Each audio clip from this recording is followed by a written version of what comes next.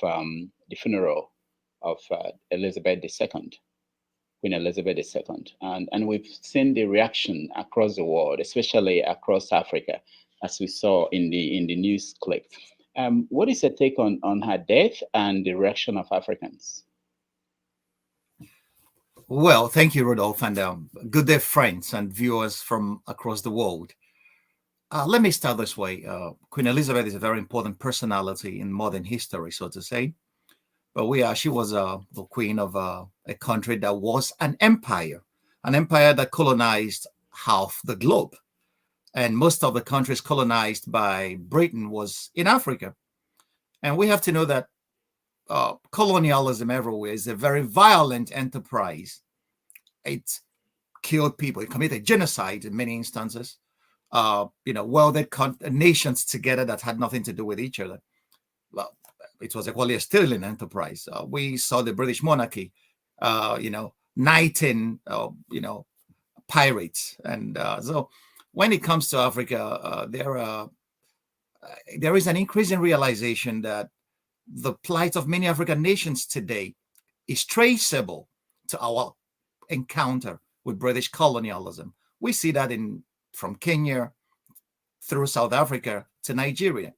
So that young Africans are reacting and not mourning the Queen is understandable on one part. Victims of history never forget. Oppressors may forget, but victims never forget. So it is in our collective memory that we never had it good under colonialism, and our present plight as Africans today is traceable to the effects of colonialism. And unfortunately, the Queen was a monarch of what was a colonial empire. So you can understand the young Africans who are now questioning the validity of those who are asking Africans to mourn a queen who headed an enterprise that colonized, subjugated, and sometimes committed genocide on their soil. So Africans could be understood there. Now, okay, so but there are also a group of Africans who are feeling that it's been a long time ago, 60-something years, that we should move forward, we should move on, we should let the past be in the past, and that the people that took over have not done well, that we can't just be blaming the people who were here or in Africa 100 years ago. What do you think about that? Well, my take is very simple. It is simplistic to think that history doesn't matter. History is the basis of everything that we have. So whoever controls your history controls you, controls your future and your destiny. So they both are not mutually exclusive. British colonialism inflicted untold violence on our people. Take, for example, Nigeria. Nigeria is not even it's not a country. This is a collection of nations. British colonialism came and welded this together without any thinking about what will happen to these peoples that had no cultural similarities, that had no history together. But they welded us together and asked Nigerians find the way out of it. And the present mess is traceable to our history and encounter with colonialism. In as much as the present day African rulers have even outclassed the colonialists in greed, in thievery, and all whatnot. But the trajectory started with colonialism because Chinua Achebe made it clear in some of his essays. Colonialism is the greatest insult any people could inflict on another. Telling the people that you are not worth anything, we are here to show you civilization, the white man's burden. But that civilization Africans saw that as salvagery. So our present predicament today is traceable to that our leaders, whom did the British hand over power to? They handed over power to their houseboys who learnt nothing outside colonizing their own people along the same lines that the British colonized us. So it is still the same thing. Anybody who has read Franz Fanon will equally see that colonialism destroyed the African psyche. We are seeing the effects today. That black man doesn't feel that he is worthy to stand shoulder to shoulder with the white man in the Committee of Nations. This is traceable to the psychological damage that colonialism inflicted on us. They told us that we never accepted it willingly. We were brutalized into accepting that. We were sold as slaves. Okay, so when people say it's now that we should move on, 60 years is nothing when one reckons history. It took societies more than that to recover from such intergenerational trauma. inflicted by enterprises like colonialism. So anybody that comes out to say the president is just excusing colonialism because of the bad governance we're experiencing today, our leaders, post-independence leaders, messed it up. Quite right. We have they own a huge chunk of the blames, but we cannot, say that colonialism. Oh yeah, we should just ignore the fact. History is pretty important. Chinua Achebe said, "Those who don't know where the rain started to beat them will never know where it's going to stop." So we have to understand that our history is important, take cognizance of it, and work towards a better future for our country. We should hold our leaders responsible for their misgovernance, for their thievery. And even today, colonialism has not even ended. Some people use the word neocolonialism. Many of these nations, many of these former colonial masters are still teleguiding African destinies from their metropoles. We see that in the Francophone Africa. We see that equally in Nigeria. There were revelations during when WikiLeaks made her cables available online that Shell, BP, a British company, is still the shadow government of Nigeria. Everybody can read that. So they still have their hands in our affairs. When they say that we are independent, sometimes you question whether many African countries are actually independent. Yeah, you can blame us on one side for allowing that to happen, but we cannot exonerate colonialism and the colonial enterprise from the blame. And the psychological trauma that it inflicted on us is unmeasurable. That's what many Africans forget. That you could see many young people bleaching their skin, okay, showing, hey, I want to be white. Why would anybody want to be white? Why would anybody want to change? It's because of the effects of the psychological damage that that was bequeathed on us as a legacy by colonialism. So you could see when Africans are rising today to say we have to start asking questions, interrogating our reality. It didn't start today. It started with our encounter with a force that was more powerful than we are. We became Christians at the instance of colonialism. Many of our gods, African gods, are resting in colonial museums today. Okay, so and we are answering English names. An Englishman will not answer Okeke, Okafo, Kayode, or whatever, but we are answering foreign names. We are worshiping foreign gods. We are wearing foreign clothes that had nothing. If you see an African sweating with coat and tie under the African sun, all this, because we lose sight of the, salient and important things that colonialism actually did.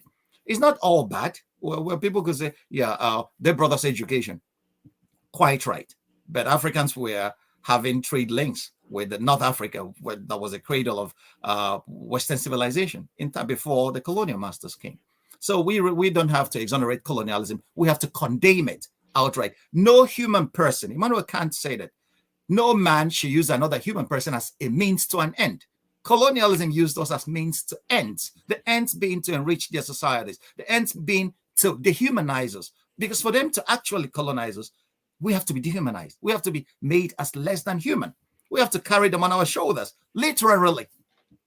So colonialism inflicted a lot of damage on the African. That's why I urge young African students to read more of people like Frantz Fanon. He did a wonderful analysis in The Wretched of the Earth. It didn't leave us unscathed. We were heavily damaged in our psyche by colonialism. And that's why today, where do we run to? We run to Western capitals. We ape Western imperial monstrosities, even in our governments that don't even don't even agree with our structures as Africans. We import them hook, line, and sinker and try to implant them on our soil. And what happens? We see the dysfunction.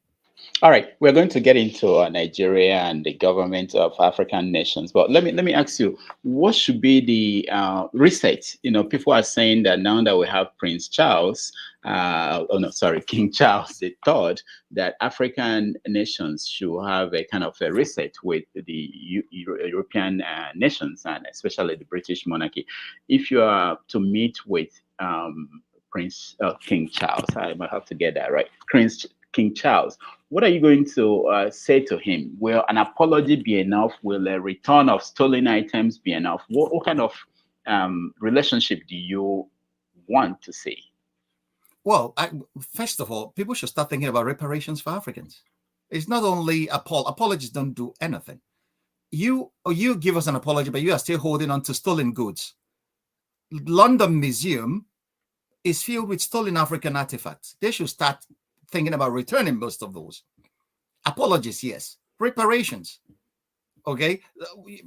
It is the history of colonialism is a scandalous history, which Africans should actually, read and understand what colonialism did to us. It's not that I am trying to exonerate African leaders.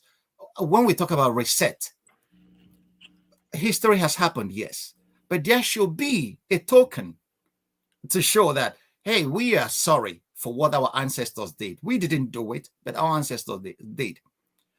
This is one of the excuses that people will offer to the colonial enterprise.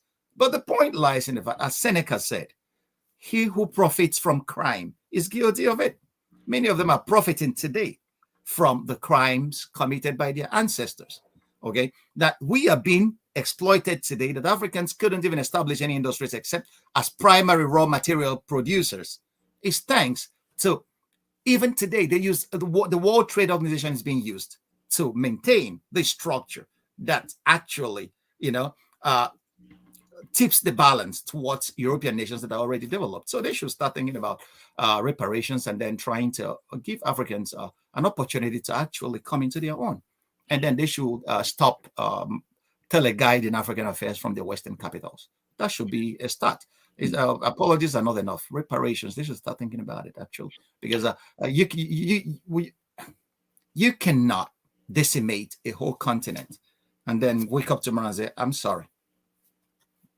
What does it okay, let's look at this. Also, we have in the West here in America here, we had this Professor Joanna who came out and was very critical of the West or the British establishment, especially when she talked about the Queen. What do you think about her argument and the cases she's been making on social media?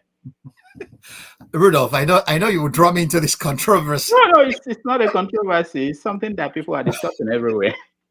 Okay. What I have to say is that I am not Ujwanya, and I wouldn't have said it the way she said it, but her arguments are valid. Anybody who criticizes her arguments, is not looking at it from the perspectives of the victims. Okay, the oppressors have another perspective altogether. They don't believe that, the oppressors don't believe that you are human. So that's why they inflict pain on you, and then they sell you into slavery, because for them you are subhuman. You are just a little bit less than more than an animal to be treated anyhow. Ujwanya was spot on. I wouldn't have wished another human being a painful and excruciating death, but I would have criticized colonialism and the colonial enterprise that the Queen sat atop, exactly the same way she did. Britain was a thieving and colonizing empire. That's the fact. That she said it is not something new.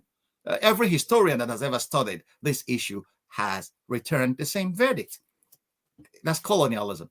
So, but I wouldn't have put it the way she did, and at the time she did. But she raised a pretty important, she set a pretty important discussion in motion.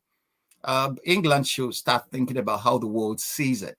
The victims never forget. The oppressors may have, their kids may have, but their kids are still holding on to stolen goods and stolen legacies. So Ujwanya was spot on. Today, at least people are discussing it. At least Africans are coming to know. Oh, so we have to talk about our own pain. Who gave Africans the opportunity to talk about their own pain? The pain of their history? Nobody. On the global platform, nobody. Africans are being treated as a place where we could give a few pennies for charity and then everything is settled. It's a monumental insult on the humanity of the African. Okay, so that Ujwanya has started this discussion. It's a discussion that should be held across so many levels and across so many forums. She has started a very important movement, and Africans should take this opportunity to actually tell their own stories themselves. And this is one of the things why I love and respect Chinua Achebe as one of our greatest sons. He told the Europeans, Africans are not savages. We were not savages before you came. We had functioning societies that had their own governments, that had their own ethical values before you came. That was why he called Joseph Conrad a bloody racist. And Things Fall Apart was a refutation of that racism, or that what I call racist anthropology that designated the African as a savage to be civilized by the civilized savagery of Europe. Now, last week I had Paikide on this show, and he Oh, my friend. essentially dismissed all of you public intellectuals as not relevant to the Africans. His opinion was that you all are in the West, Okay. writing books that nobody can afford, Mhm. that you don't get to weigh in on African issues until maybe something like the Queen died. Then we heard about Joanna. Where was Joanna? Why is it that she wasn't involved in the conversation in a way that Africans at home and across the world, we know that this is what she's pushing for until the Queen dies and then she comes out to tweet. That's his position. What do you think? Well, if Paikide is my good friend, I would have loved to be on the same program with him. Unfortunately, you didn't invite me to that. I understand Paikide's arguments. I understand his accusations. But you have to know that most of it is his personal opinion that there are many African intellectuals that are working, okay, and their works are being read by Africans that Paikide is not aware of. And this is the major reason why myself and my late close friend, Professor Pius Adesami, we decided to stop writing journal articles that just gather dust in journals that people, that are hidden behind paywalls and people don't read. That let us engage Africans on platforms like Facebook, social media. And we got down there and we gathered a few followings. Some few Africans are reading us there. Okay. Like Paikide as well. We all have been interacting there. Many African intellectuals are asking serious questions. Many African intellectuals are leading, public intellectuals are equally leading conversations that are beyond the ordinary, and they're trying to make their own contribution to the continent. What Paikide forgets is that many African intellectuals are in the West. It's not because that many of them wanted to be in the West. It's because of the circumstances of their home countries that pushed them there. And all this are traceable to colonialism. Even Chinua Achebe in the early 60s and 50s, in The Man of the People, he equally painted the corruption of the African society that we are seeing today. It was already there then, where the African rulers have been attacking intellectuals. Achebe had to flee for his life because after writing about the coup, fictionally, the soldiers came for him thinking that he was a part of a coup plot. So since then, African leaders, African tyrants have been uncomfortable with African public intellectuals and have been trying to hurt and harm many of them. So yeah, a lot of us are in the West plying our trade, but that doesn't mean the centerpiece of our public intellection has been the African continent. And that's the perspective from which our work should be appreciated. I agree with Ikeda that we're not doing enough. I agree with Ikeda that most times our voices are silent when they should be loud. I agree with Ikeda that we should be screaming from the rooftops against some of our own leaders. I agree with all those. Many of us are doing that. Not everybody could be categorized under African intellectuals that keep quiet and not leading the conversation when the issues are at stake. We are. Okay, I know you are. And last month you published an article in Premium Times. You titled it "I Don't Envy Nigeria's Next President." The first line of the article is, "I don't envy Nigeria's next president. That whoever steps into Aso Rock on the 29th of May 2023 will inherit a country that is a disastrous setup." Now, let me say this. Olusegun Obasanjo, former president, made a speech recently where he essentially warned that if we get it right, if we get it wrong next year, things might be out of control. Not just him, several people have said that. And I know that the worst thing that could happen is the danger of genocide in Nigeria. And I know you are head of your department. One of the things you run is you're the director for the prevention of genocide in Africa. Do you fear, when you think about the worst thing that could happen to Nigeria, how much fear do you have about genocide? our root of the facts on the ground are that genocide is already taking place in central and middle belt Nigeria. The Fulani militia are murdering indigenous peoples across the middle belt, and nobody's doing anything about it. Our government has been looking on. So my organization, the CSI, Christian Solidarity International, here in Switzerland, issued a genocide warning in 2020. And we wrote even a letter to President Muhammadu Buhari. So people are being slaughtered almost every other day for who they are, because they are farmers, natives, and Christians, by the Fulani militia. And this Fulani militia, they are armed to the teeth for their detail. So when coming to what Obasanjo said, anybody who has been a casual watcher of Nigeria knows that the danger is there. The country has not been this fragmented. Okay. Even if just look at the campaign rhetoric, the campaigns have not started, but look at the rhetoric. People have now taken refuge in their tribal cocoons. Okay, it's our turn. If you don't agree with our candidate, you should leave Lagos for us. You hear such rhetoric, and this is the rhetoric out of which genocide, the songs of genocide are composed. And if we don't watch it, if we don't get it right in 2023, Nigeria will be, what happened in Rwanda may be a child's play in comparison to what will confront Nigeria going forward. Because a lot of non-state actors are armed. We see the bandits in the Northwest. These bandits are now the lords of the Maino. They kidnap people in their homes. They kidnap people on the roads. They kidnap people on the trains. They even invade airports to kidnap people. So in the Southeast, we have secessionist agitation. In the Southwest, secessionist agitation as well. And then that in a country like Nigeria, on a Sunday morning, on a Pentecost Sunday morning, that armed men could walk casually into a church in Owo in Ondo State and slaughter 40 people who are praying, who committed no crime apart from the fact that they are praying on a Sunday morning in a country like Nigeria. So if Christians arm themselves, or if the people in the Southwest arm themselves to retaliate, it will be an orgy of violence, blood, and bloodletting. So, and these are all scenarios that could happen in Nigeria if we don't get it right, if we don't watch our rhetoric, because we are weaponizing the rhetoric of this time and even the narratives. So Obasanjo is right on the money. He should be in the know. He gets security briefings almost every other day as an ex-president. So he knows what he's talking about, and the facts agree with him. Nigeria is on the brink of implosion. Nigeria is really on the brink of implosion. So if we don't watch it this time, genocide, what happens in Rwanda, may be a child's play. That's the way I'm saying it.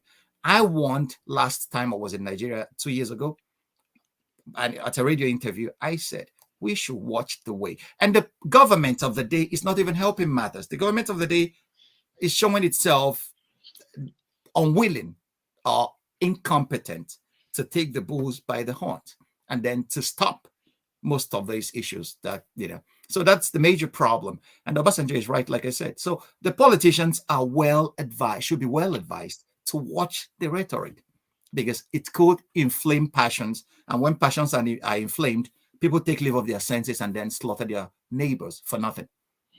Okay, now looking at the candidates who are running to be president come 2023, is there anyone that gives you hope, or that they understand how serious the issue is? Yes, of course.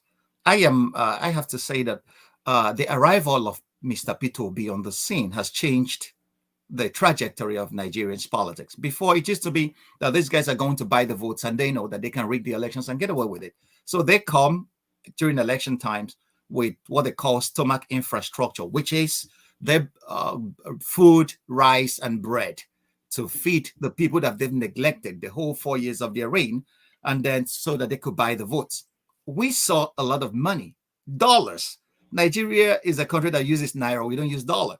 But during the APC presidential primaries and this PDP presidential primaries, it was just, they were buying political sea money. They were buying votes like there was no tomorrow. So, which is to say that these guys don't regard their electorates. For them, the electorate don't matter. For them, Nigerians don't matter. What matters is the price that they are after. which is the presidency, because they know the Nigerian presidency is such an imperial construct that anybody who captures it has captured the state.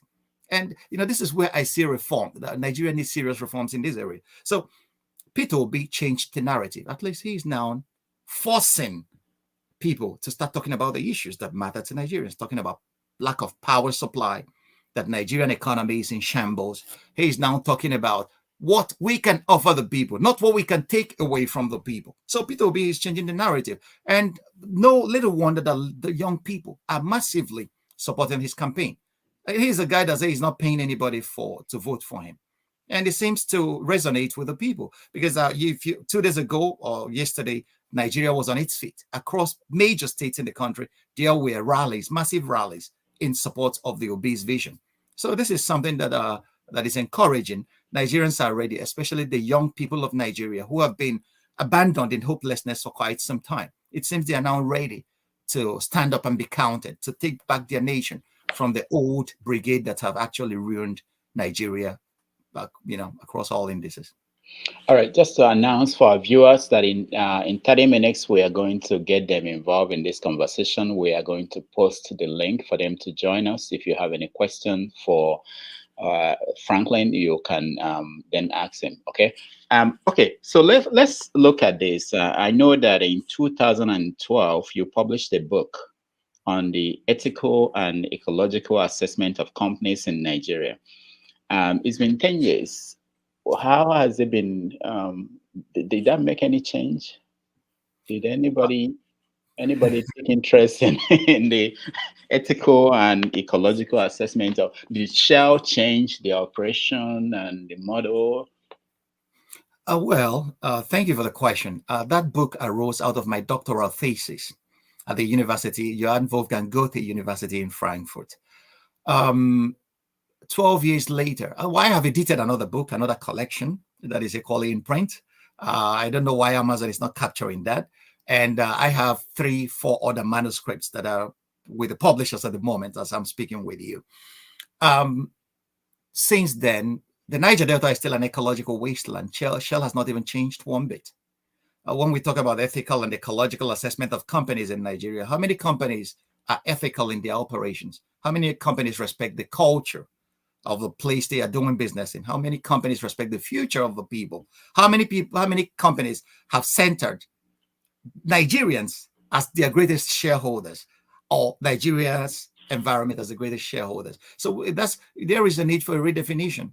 We have not seen that. We have not seen. A few companies are giving tokens, marketing techniques using CSR, corporate social responsibility. But I like what my friend, Dr. Ndidi Nnolin Edozian, is doing in Lagos. She was the founder of Growing Businesses Foundation. She is gathering a few people together, and they are trying to form an ethical club, to translate ethical and ecological assessment into what is happening across Nigerian business landscape. Whether the companies are doing that, if the companies are doing that, what are we talking about? Somebody could just stand up and then embezzle billions of people's deposits in banks, banks respecting the ethics in their businesses or other businesses in Nigeria. So, these are issues that are Nigeria needs serious reforms across so many levels. We have the laws, but implementing these laws are where the problems lie. And unless we get a damn good government that actually goes after offenders, we will never get it right. We have the laws, but we really need the political will to implement the laws in our books. Now, the ethnic and religious issues in Nigeria, it's been a difficult one to manage by several governments, and not just the Buhari's administration. It wasn't as if Obasanjo did better or Jonathan did better. What do you think they are missing? Okay, well, what they are missing, Nigeria. Okay, the trouble with Nigeria, Achebe defined it really well. My analysis will not beat Achebe's analysis. First of all, Achebe said the trouble with Nigeria is simply and squarely the failure of leadership, and then he went on to list what he felt was lacking in the Nigerian leadership of his day, and things have not even changed much till today. The inability of our leaders to rise to the responsibility of personal example. was one of the things that Chebe railed against, and is still the point today. Peter Obi made a speech a few days ago during his interview with CNN. He said that tribalism is an elitist conspiracy to keep Nigerians down. And there is a truth in that. Because those who are still in Nigeria blind know themselves, and they come from all the tribes in Nigeria. These politicians that are messing up the country are trans-tribal. They come from all the tribes of Nigeria. So at that level, it's a class thing. Okay, so they know themselves. There is no tribalism at the top. When you could see, they know each other. They intermarry. They come to each other's parties. But once it comes to elections, for them to mobilize their foot soldiers, to get them there, to push them to the top, where there is no tribalism, where they all unite and is our, they try to sing Kumbaya and then rape the country. They inject tribalism into it, and their foot soldiers run with it, and then go to the streets and slaughter and murder each other. So at the top, the rogues that are ruling Nigeria, the establishment, there's no tribalism. They know each other. They slap each other's backs. They go to each other's parties. They feast with each other.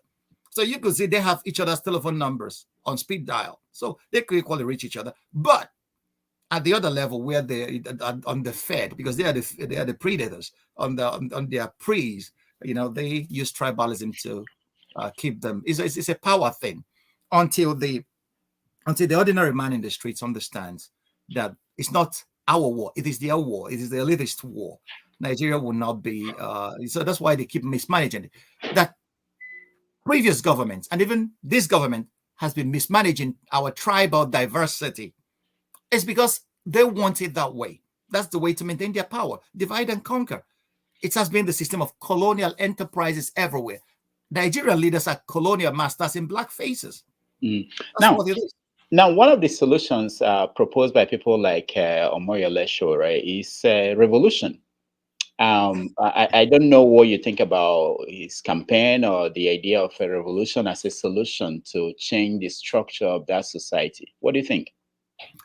I shared Sowore's views some few years back. In 2005, I wrote an article titled, "Is Revolution as the Solution to the Nigerian Predicament?" Sowore incidentally published that in Sahara Reporters. It is there for everybody to read. I was so miffed at the wasted potential that Nigeria has become that I wrote that article. It came from a place of pain. Okay, I saw a country that was richly endowed and blessed with every available resource. And this country is frittering these resources away, both human and material. I wrote that article. But today, I have moved from those views. Revolution is an upheaval that nobody can control. So once it starts, who will be the victims and who will be the winners? So I am not, it's not that I am superlatively a pacifist, but I am against spilling human blood in any form or shape. So that's why revolution for me is not a very, very credible option. Reforms here. Evolution took millions of years to get us to this point.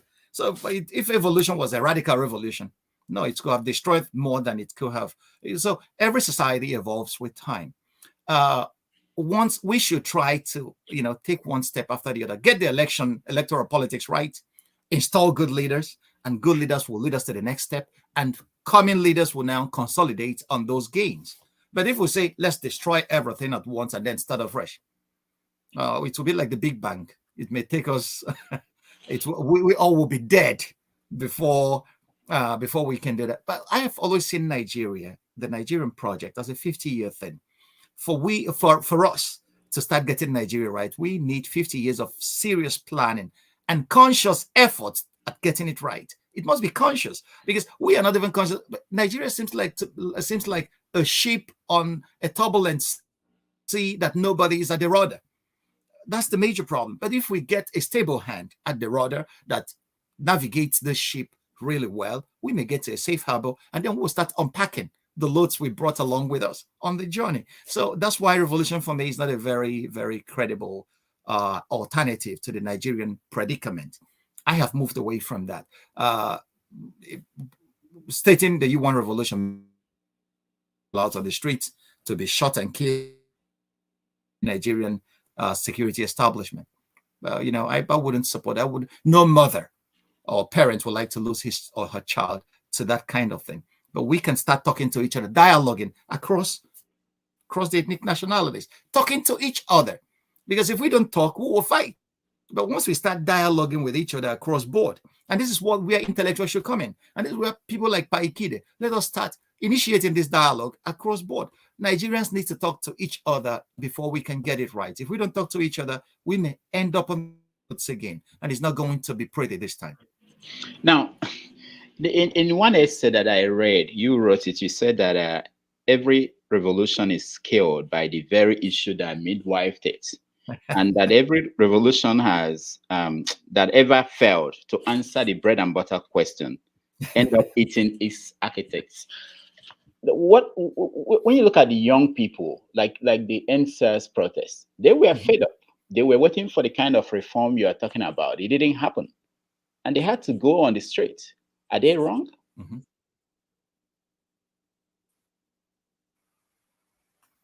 Hello? People.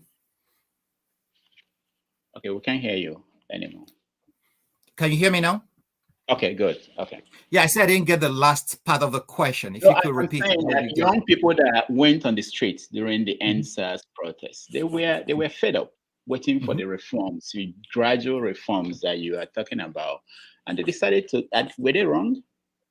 Not at all. They were not wrong. Every society, just watch it.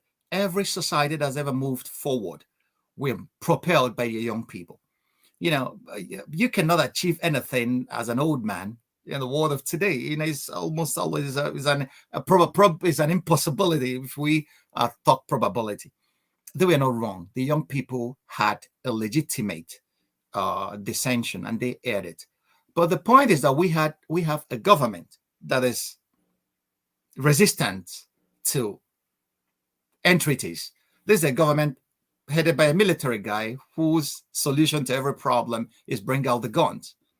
The NSAS has happened. Okay, other people will build on that.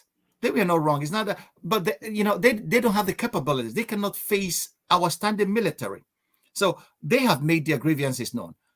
I don't fault them. I fault the government. That's why I criticize them heavily, because they could have listened to the young people and made amends. Because the SAS policemen were a nest of killers. They were killing young people every other day. They were extorting them. So the young people were within their rights to protest in their father. I even wrote an article then that Nigeria killed her tomorrow. Your people, your kids were singing national anthem while you release the army to be taking shots at them. Such a president should be tried in The Hague, because that's the worst human rights violations ever. But what can we do? They have the power. The power is one of the most ephemeral and transitory things you can ever think of.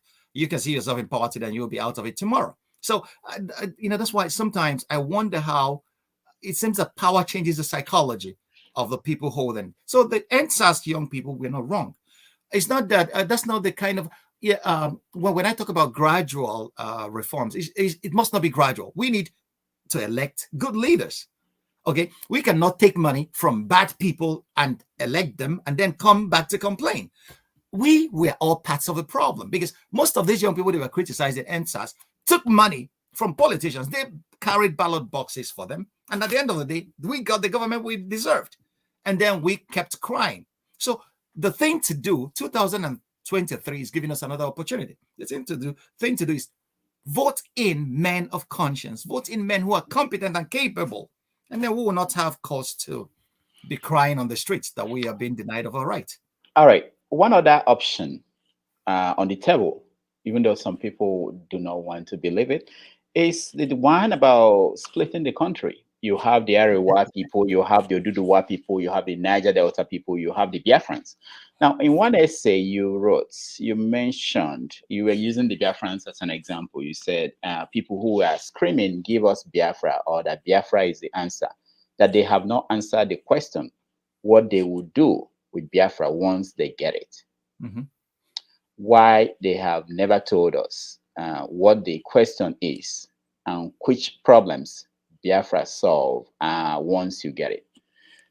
what do you think about that option? Because in as much as you may wish that the reform will happen, that there will be good leaders, we've been going from 1999, nothing good is happening. There's no guarantee that in 2023 something good will happen. And if it continues to go bad, people have the right to look for other solutions. I agree. Are you dismissing the people who might say I want the Niger Delta Republic or Dua nation as No, their no, no, not at all. These are credible voices, and this is why I believe that all these issues could be solved on a table of dialogue. Okay, uh, the historical accident that we call colonialism welded us together. In fact, imposed a structure on us in 1914 and called it Nigeria. Nigeria, which was a misnomer named by the girlfriend of a colonizing authority. Okay, so and ever since then, it has been a boiling pot of dissensions. Nigeria has not known peace since 1914. So we will not even say so. It will be pretentious of me to say that those guys they have credible issues. Agitations are caused by injustice in the system. Nigeria, I have to tell you, I'm sorry to tell you this. Nigeria is but a band of robbers. St. Augustine said, "What is a nation without justice but a band of robbers?" And this is in the sense that I mean it. There is no justice anywhere for Nigerians, especially the constituent parts. The people from the south is screaming, "Give us Biafra." They have a legitimate point, and this point should be listened to by other Nigerians. The people from the south were screaming to have legitimate points of being marginalized. They should be listened to. And this is why I thought that the 2014 National Conference convoked by Jonathan would address some of these questions. But it seems that the politicians are very much adept in covering their behinds before they leave office. So talking about breaking apart, the way it is today, if you ask me, what would I advise the agitators? I will ask them never to keep quiet, but to eschew violence. Let them get to the table. Let us talk. Let all constituent nationalities in Nigeria talk and lay their cards on the table. This is why Nigeria is not functioning. But I still believe that Nigeria could be a great country if we get it right. If we get Nigeria right, Nigeria could work for the best interest of every Nigerian. Kayode, Musa, Uche, and all whatnot, coming from every ethnic nationality. Nigeria is so diverse and so rich in human resources and natural resources as well. But if we cannot stay together, we can agree to go our ways. But it has to be an agreement. We should not be fighting each other about that. So this is the way I see it. And there was another essay I wrote where I said that Nigeria is a federated grievance held together by oil. What is holding the Nigerian state today together is oil. Once the oil finishes, you will see the agitations louder in the north. I can tell you that. Okay, so the agitation, every part of every Nigerian feels marginalized, and that has been the swan song that we've been singing since after the Civil War. The Civil War actually has not been. We have not done a truth and reconciliation kind of thing. What the South Africans did, we swept a lot of things under the carpet, a lot of legitimate issues that should be addressed, a lot of trauma, a lot of unpropitiated ghosts really need to be brought out to the fore and treated if Nigeria is to go on as one country. If not, even the best of governments will not save us from ourselves. We are capable of doing and undoing and hurting ourselves the most. All right. So I noticed that in one of publications of your organization, it says that Nigeria is number 7 on the Open Doors 2022 World Watch List of countries in which Christians are mostly persecuted. Yes. The Minister for Information will disagree with you, Lai Mohammed. How do you make that clear to people? Because a lot of people, how is the data collected by the group that come up with this, and can you provide that? Now, the data is very simple. Nigerian publications publish almost every other day on attacks against Christians and burning of churches in the north. So all these are in there. So data are collected from Nigerian publications. So we get the information from the Nigerian media and the press too. And sometimes we send people on fact-finding mission. I was in Nigeria in 2021, April 6th for a month. I was traveling the length and breadth of the country, gathering data, gathering information. So we visited people who have lost loved ones, communities that have been sacked and attacked by Fulani militia. So they are strong. Ask Governor Autumn of Benue State how many refugees he's harboring in his state, and the federal government is not even caring about it. Go from the Benue Basin through the Jos Plateau to southern Kaduna. Almost every other day, Christian communities are being attacked, people are being slaughtered, and their women are being taken away to be married off by the terrorists. So we see that. So in some open spaces in Nigeria today, the terrorists are the ones imposing levies and collecting them from people in exchange for their lives. So Nigerian media is awash with all this. Anybody who is conscientious enough could start taking notes, and then in a month even there are other organizations that are working internally in Nigeria that have this data for themselves too. So it's not a secret. It's not something we are concocting in our witches' kitchens. No, these are information. These are public available information, bits of information that are out there that we gather and analyze, and then come to the conclusion: hey, look at this. Christians are being unfairly targeted by a jihadist. I always tell people Islam is not the problem, but we have an Islamism, which is, the idea that you could get whatever you want with violence. Every religion has a right to look for members, but killing other people because of their faith or because you believe that they are second-class citizens is what we disagree with. So, across Nigeria is seventh on that list, and people are still being killed. My organization, the Christian Solidarity International, gave out a genocide warning in 2020. We listed our reasons for that. Anybody who wants to read more could visit our website, nigerianreport.org. It is there listed, and then you could see the information or the basis for our conclusion. All right. So recently there were Chibok girls being rescued by the military, and I saw where your organization, you were talking about them. What happens when they come out? I mean, do you know where they are? What is the government? Is anybody responsible? What's happening to them? Well, Rudolph, my brother, this is a question we should best direct to the Nigerian government. They should be in a position to answer, especially the Borno state government. They should be in a position to answer us what happens to these girls after.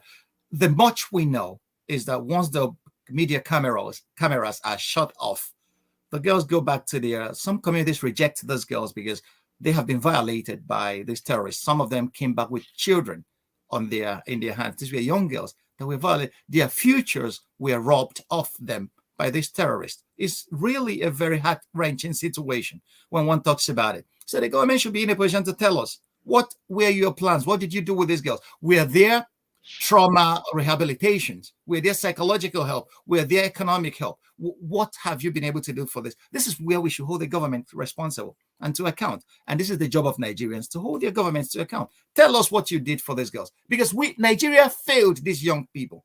We did not protect them. After not protecting them, we allow some of them just to wallow in their poverty, in their psychological hurts, in their trauma. This is where some people will say, I am ashamed of being a Nigerian, because our governments are so careless about such things. In civilized societies, these girls will be rushed for psychological rehabilitation and therapy, but we don't provide such things. I don't know the extent the government has gone, so I wouldn't be hammering on them at this point, but they should be able to come out in the open and tell us what is happening with these girls that have been rescued. And some others are still living in captivity as I'm speaking to you. Yes. So many of them are still in captivity, and the government should equally be in a position to tell us what efforts they are making to rescue those girls. And there is something that is very sad that makes northern Nigerian Christians think that they are second-class citizens. Every other girl that was kidnapped with Leah Shuaribu was rescued, but Leah Shuaribu is still in custody. And the issue is because she is a Christian. So why rescue other kidnapped girls that were Muslims, and then you rescue a Christian? And this is where you give Christians in the north a feeling that they don't belong. And this should not be a case where a government is responsive to the needs and aspirations of its people. The Nigerian government at this time has failed in this regard, and we should just take it the way it is. So tell Paikide that our voices are being heard. All right. In another 6 minutes, we're going to let our audience join us in this conversation. If you want to join us, you click on the link I'm sharing. Also, if you're in this studio and you want to participate, turn on your camera so that we know that you want to participate. Otherwise, I will have to remove those whose cameras are not on. All right. So let's now go back to. Now we have an election coming up, and people are excited. You talked about the economic issues that will face the incoming president, not just the political and cultural and all the conflicts. How big is that?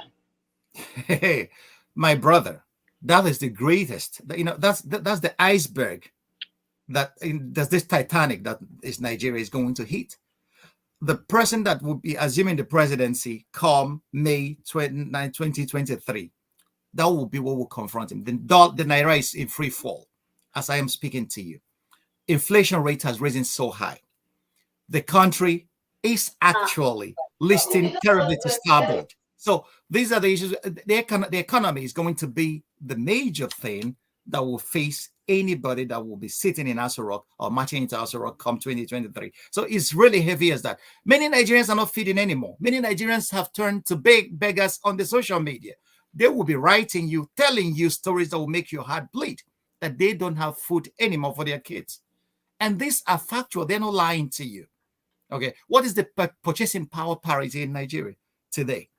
Against the dollar, everything has skyrocketed in price. The price of bread has skyrocketed in Nigeria. The price of basic staples that people rely on for their daily lives are no longer within the reach of the poor.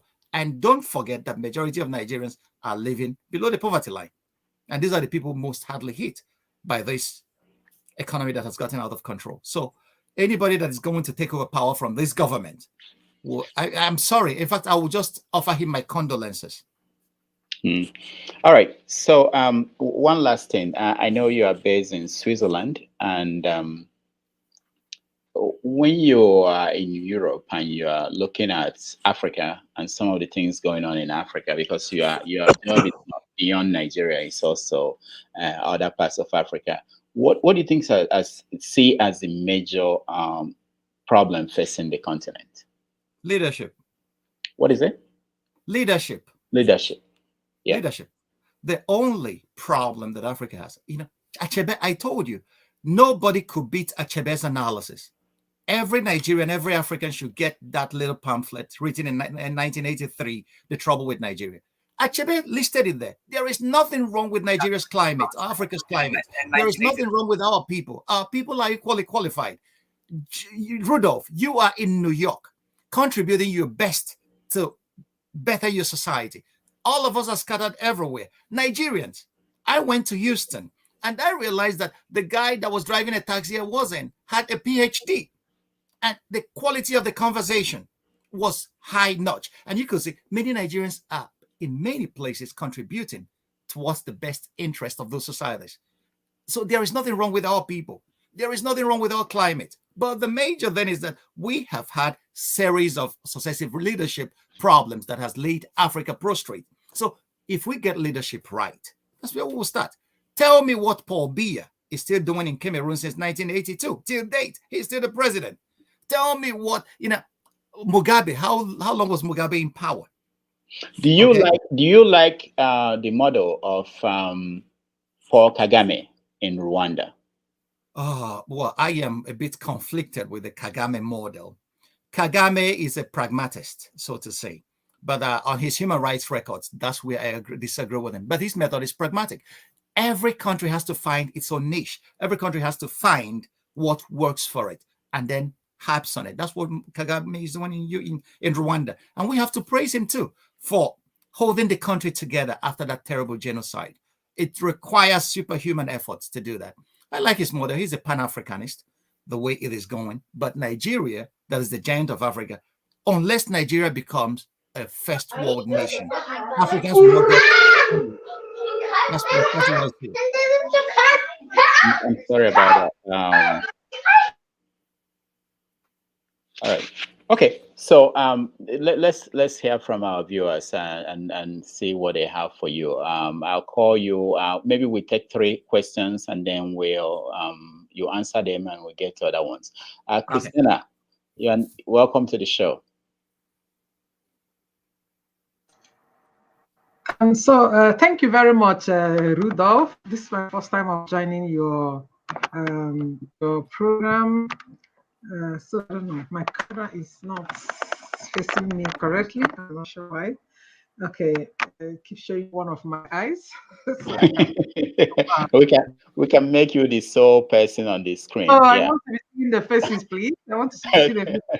Okay. Yeah.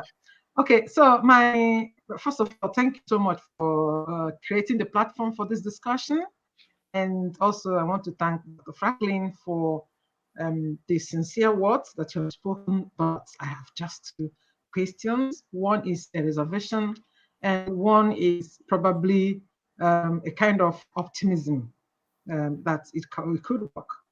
My first question had to go with the idea of functionality of the country called Nigeria. It's how it can function, because many are, as you also have identified, that it's not functioning. Okay, and of course we have this elite politics of elite. That is elite politics. We talk about young people on the street. We talk about, but at the point where politics is happening, just the elite, including from different parts of Nigeria. And these are people who decide the fate of Nigeria. It doesn't matter what an ordinary person does. So with the kind of movement we have here now, revolutions, how many of these people in this, call it demonstrations, protests, or whatever that is going on, how realistic, looking at the elite politics in Nigeria, how realistic is that to change election in 2023? Okay. I'm not talking about bribery. I'm just talking about elite politics. My second question goes to you. When you say that the problem in Nigeria is leadership and what is holding Nigeria is oil. Okay, so I think I need to disagree. Of course, Nigeria is, call it an artificial structure, okay, because it's not something that people worked for. I mean, what holds the country we call Nigeria is not what people agreed to call Nigeria. They didn't come together to do that. And constantly, people see that Nigeria, even when it was at its best, people still see it on the prison where they stand, whether religious or ethnic or whatever. So how do you reduce this, what binding it or what is not binding it to simply ethnicity, when ethnic diversity has never played any role in creating what Nigeria is? We are just different people who somebody decided to bring together, like a marriage that was. Okay. Christina, thank you so much. I know I didn't mention this. When I call you, please give us only 1 question so that we can get to everybody. Okay. Thank you so much. Franklyne, I think you take 2 more, then you can. So 2 more questions. Yeah. Okay. Alaro, you're next. Oh, thank you, Dr. Damages. My dear sir, I commend you on everything you've accomplished, on all your accomplishments, and most importantly, I commend you greatly on the things you are currently doing. I was opportune, I don't know if you remember, to meet you in Frankfurt last month. So it was an honor to actually interact with you. So I do have a lot of information based on our interactions. So it's not necessarily a question for my part. And I do believe leadership is the problem, as you state. But we as Nigerians, we need to put in the work to make it work. Each one of us must change and reflect the same thing we expect from whoever is going to be in charge in 2023. Thank you, more grace, and I wish you all the best, and a privilege to be here with you guys all. take Thank the you. opportunity to learn from him. Thank you. Thank you so much. Vin, you're next. Thank you so much, Dr. Damages, and good evening to our guest. This is Maxwell Vine, residing in Bolgatanga, upper eastern part of Ghana.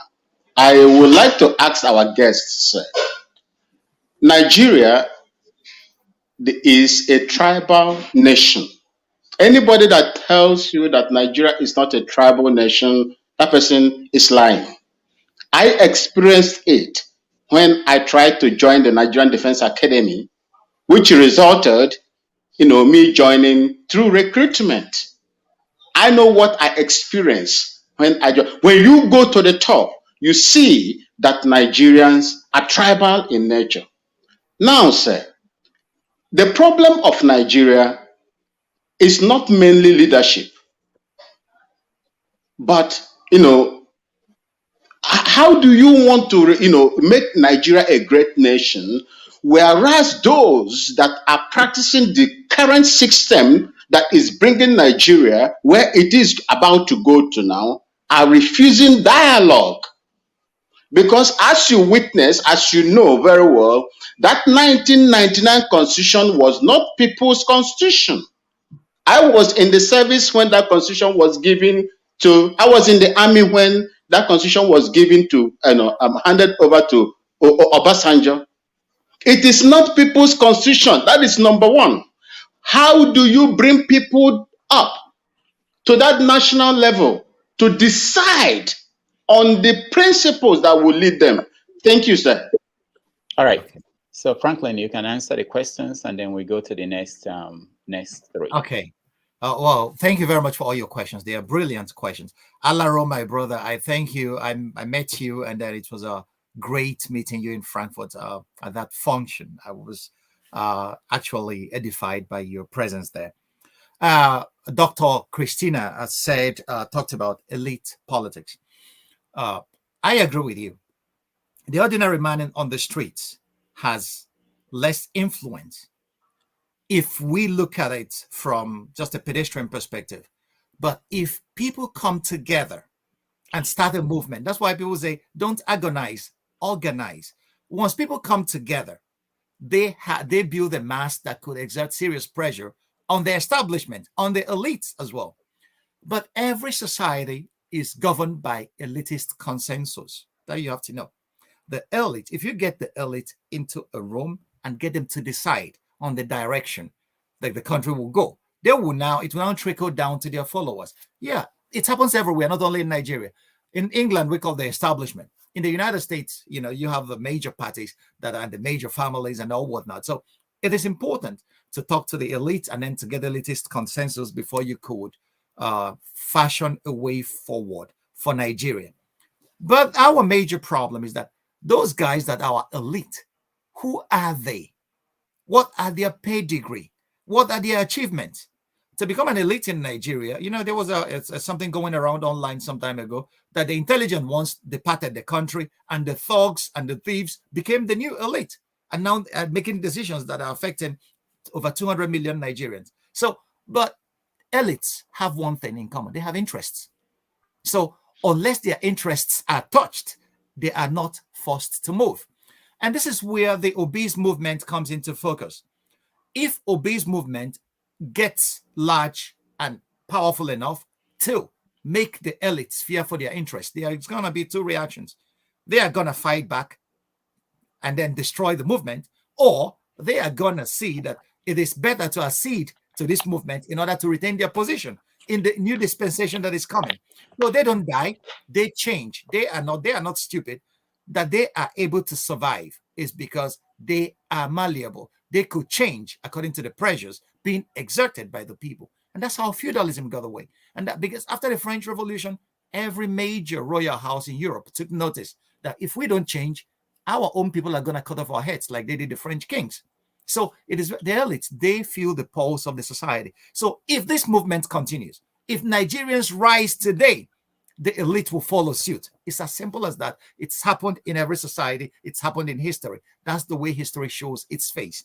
So the second question you said about Nigeria being an artificial creation. Yes, but many countries are artificial creations, even Germany, okay, that they over time got to the point where they started speaking the same language and then they started interacting on so many levels. Countries are created by sometimes imperial fiat, but the people have to work out their destinies themselves. And the onus now lies on Nigerians to either decide to stay together or go their separate ways. But it's a question that Nigerians must set for themselves. So it is not only because we were created by the British, then we couldn't function. Hey, we are human. We could equally say the accidents of our birth, we can step over it and say, hey, we have found ourselves together in this prison. We are in one ship sailing a turbulent ocean. It is either we fight to right this ship to get it to a safe harbor, or we all drown. So once we know that our interests, all our general interests, collective interests are at stake, then we may fight to live. And this is what is called healthy human self-preservatory instinct. It's lacking sometimes in the Nigerian elite, and is unfortunate. When Vinny talked about Nigeria being a tribal nation, I don't understand what you mean by, Nigeria is a country made up of I don't call them tribes. Tribes is so demeaning. Nigeria is a country made up of ethnic national. These are nations, okay, brought together by imperial fiat to exist together under impossible circumstances. We are not doing badly.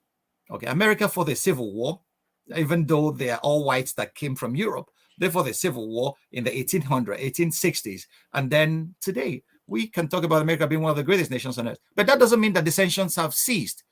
The southern states, the former Confederate states, are still making trouble. They still want to succeed. So there is still there. But this country caters for its citizens at the basic level. The politics is local. So if we get our local politicians to cater for the interests of the ordinary man on the street, each locality could build itself up to being a beacon of hope for ordinary Nigerians. Another thing is, you mentioned your experience during the Defense Academy. Ojukwu argued out an arrangement with Gowon at Aburi in the 60s when they went there for a conference about the confederal structure for Nigeria. Nigeria, that could have done Nigeria a lot of good because each region could have developed in its own pace and then giving its own people that are within the same language and cultural structure the opportunity to actualize themselves instead of being roped together under one unyielding and unwieldy construct that we call Nigeria. So we may think about confederal structure going forward.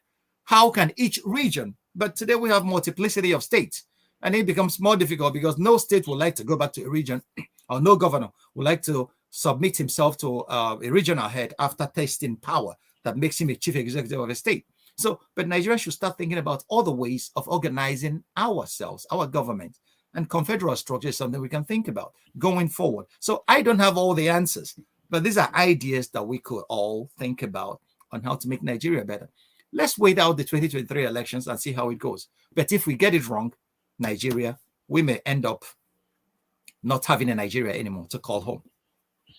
All right. Thank you so much. Let me call on Sam. Sam, you can ask him your question or your comment.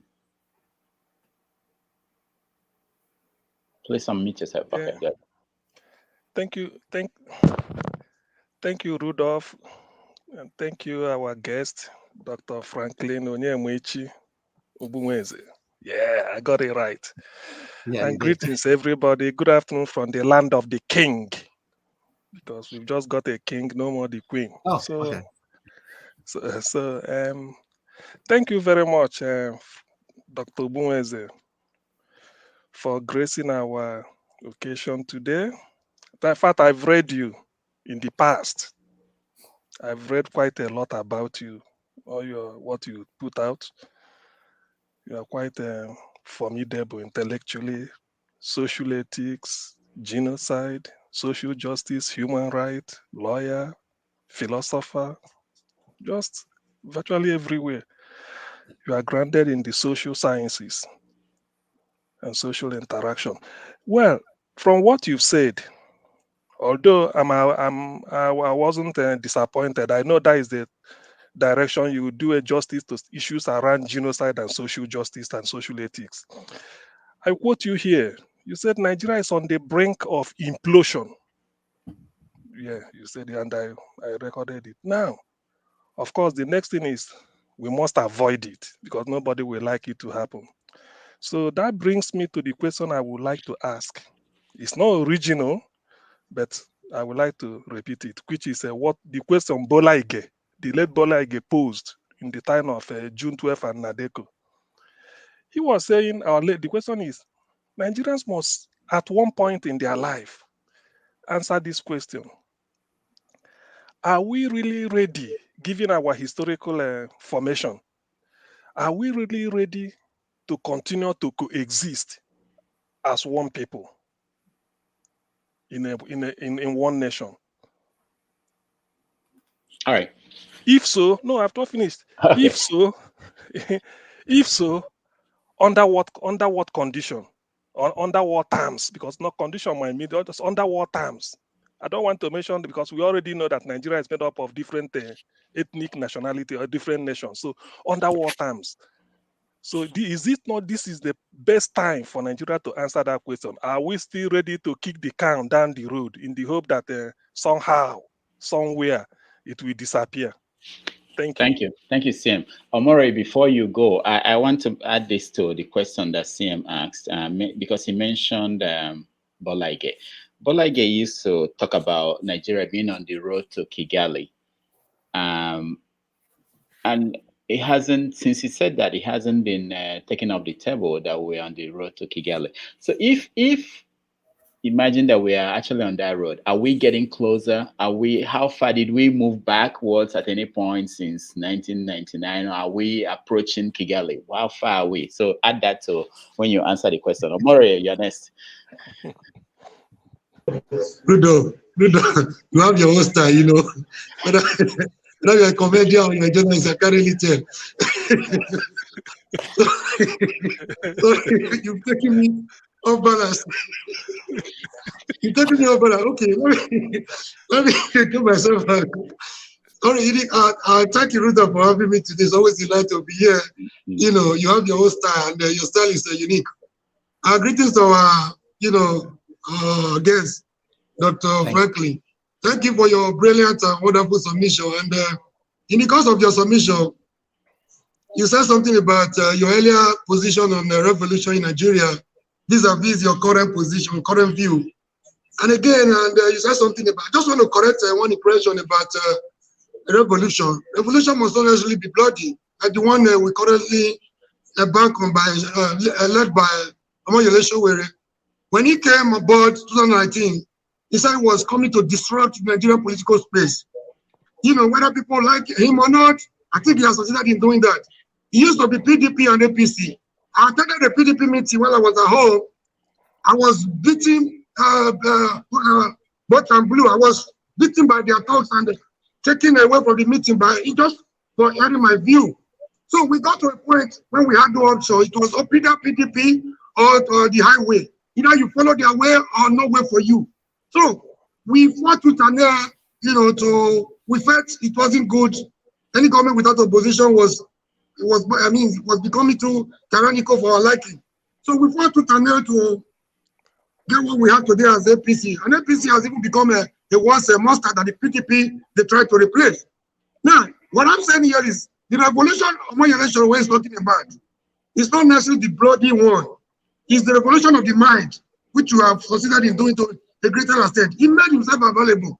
He fought from the front to tell Nigerian people, Nigerian youth, that no matter how they try to trigger us, no matter how they try to kill us, power still belongs to the people. The power of the people is greater and stronger and mightier than the bullets, and greater than the people in power.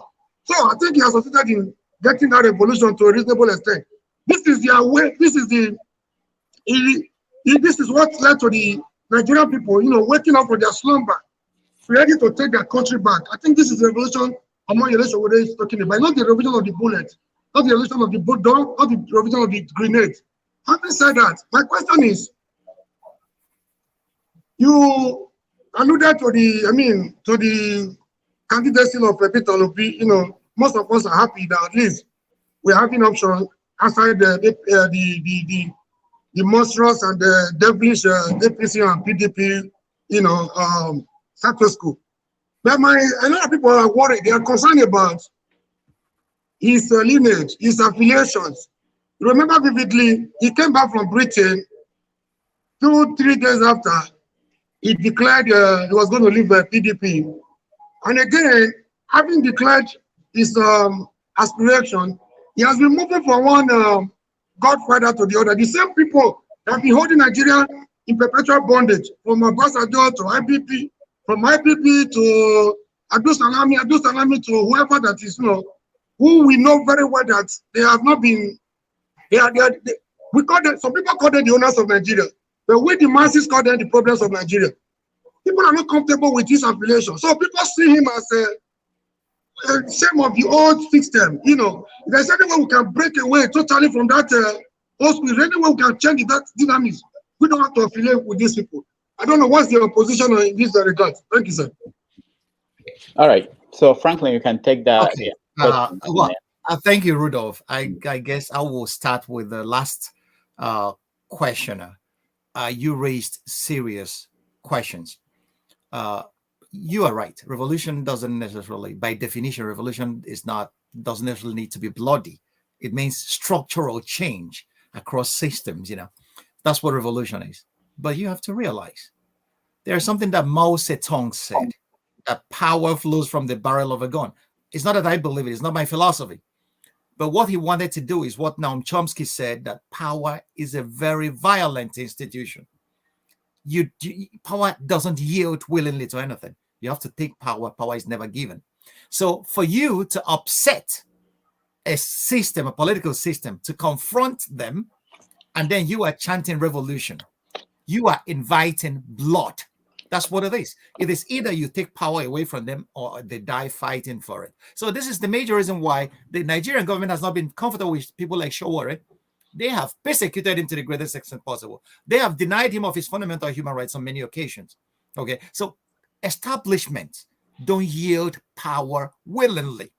Okay, so power is very violent, a very violent institution. So we have to be very careful. When you start, I want revolution in a political system, they call it, we have a democracy.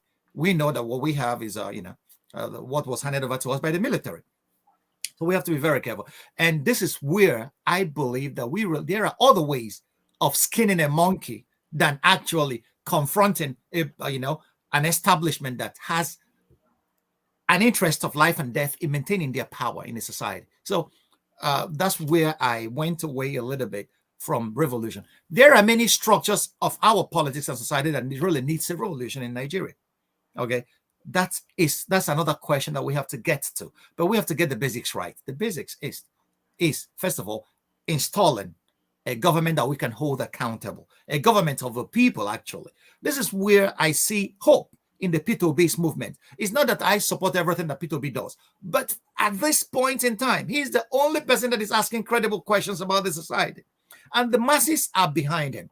And these masses, if they do their job well, their job is not only electing him, but holding him to account after elections. That's where Nigerians feel. We elect and we go home and then whip to our pillows. They said the price of liberty is eternal vigilance. If we elect people and go to bed, power, if you give anybody power, power corrupts absolutely. People will do whatever they want with it if you don't hold them to account. So this is where Nigerians really need to sit up. Electing leaders are not enough. You have to hold them to account for them to work for you.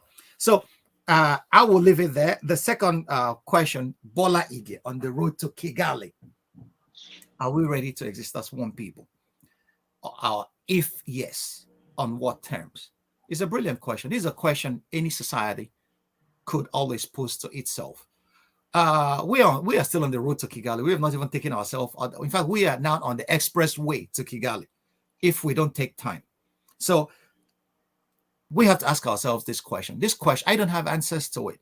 But my views are, this is a question that Nigerians really need to sit down at the table of dialogue and iron out for themselves. Talking has never killed anybody. But once it happens in marriages, once a couple stops talking, they start fighting. So we should learn to talk to each other. Dialogue should be the best weapon of organizing human society. We are no longer in the medieval times where we kill people that disagree with us. This is a time to listen to our opponents. Listen to those who we believe don't understand us. That's the only way to understand them. I studied philosophy. In epistemology, the only bridge between two minds is language. We listen to them. You don't know what is in the other person's brain. You can never be in that person's brain unless you listen to him. So if we listen to each other across board, we may evolve a society where every Tom, Dick, in fact, every Okeke, Okonkwo, Kayode, and Musa could coexist peacefully. And then we could go about actualizing ourselves as individuals and handing a better posterity to Nigerians going forward. Nigeria is a great nation if we can make it that. Calling it a great nation doesn't make it great. It has the potentialities, but we have to actualize it. And actualizing it means we have to come together to do it or decide to go our separate ways. And each person could now be to thy tents, O Israel, like the Bible was written in the Bible. So the job is ours. The onus lies on us.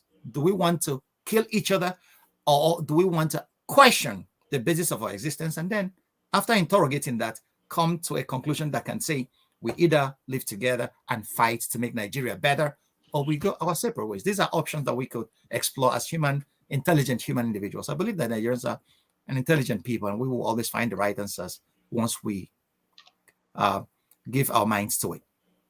All right. And did he miss anybody? No. All right. Forefathers. Ernest. Yeah. Thank you for coming in and for all your contribution and all. But from what I've heard, I feel like the problem we have is because of the way we describe our problems. Okay. Because I found there's a study that shows clearly that people can be divided very quickly, easily too. And using specific languages, talking about this one goes to this one goes to that one, you created an environment that people can be divided by.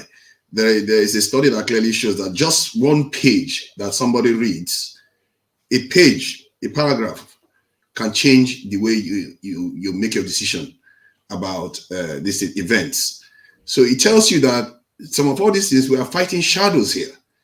If we keep talking about tribes, we are reinforcing it. If we keep talking about this one goes to this side, and our elites should know better. They should know these things. If you don't understand that human beings can be divided just by talking about the divisive aspects, instead of talking about coming together, then you have a problem. You have a problem of leadership. You said it yourself. This is a leadership issue. And from what I've heard, what you've said too, you've actually highlighted some of those things yourself.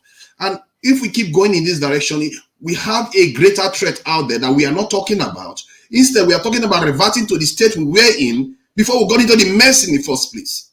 This is madness, total monumental failure of imagination. We are the only group of people this big that do this nonsense. I don't understand it. Why we keep going around in circles, and we have highly educated people that can easily surmise these things, and yet they don't do it. Look at what we're talking about here. Bolaige said it. Bolaige was wrong. He was wrong, like our forefathers were. We're playing stupid games that got us in this mess, and we lack imagination. The only person that is talking about this today is Al Mustafa. He was in tears yesterday, talking about what we need to do, how we need to defend our people, talking about if he gets destroyed, he doesn't care. We need to be coming together, talk about unity instead of keep talking about division. Because division, we have tried it before.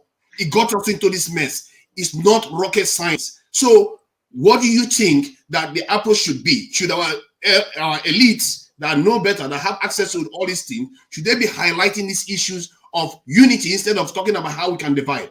We're talking about, oh, let's have a conversation. The time for conversation is over.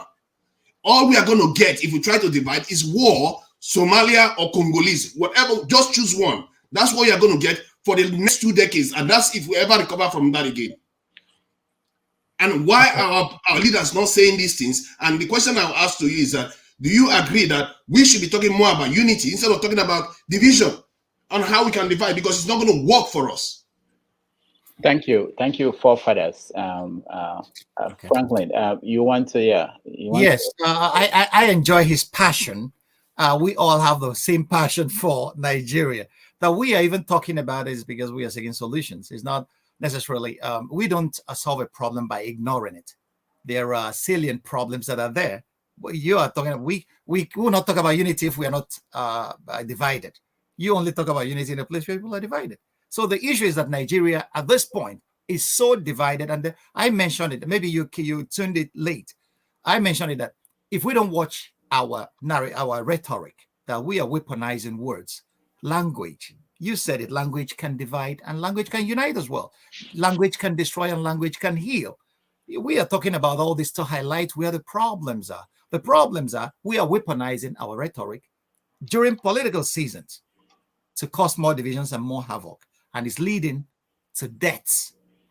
I moved away. If you listen to my answer to one of our brothers here, I said, I moved away from revolution because revolution involves a lot of bloodshed.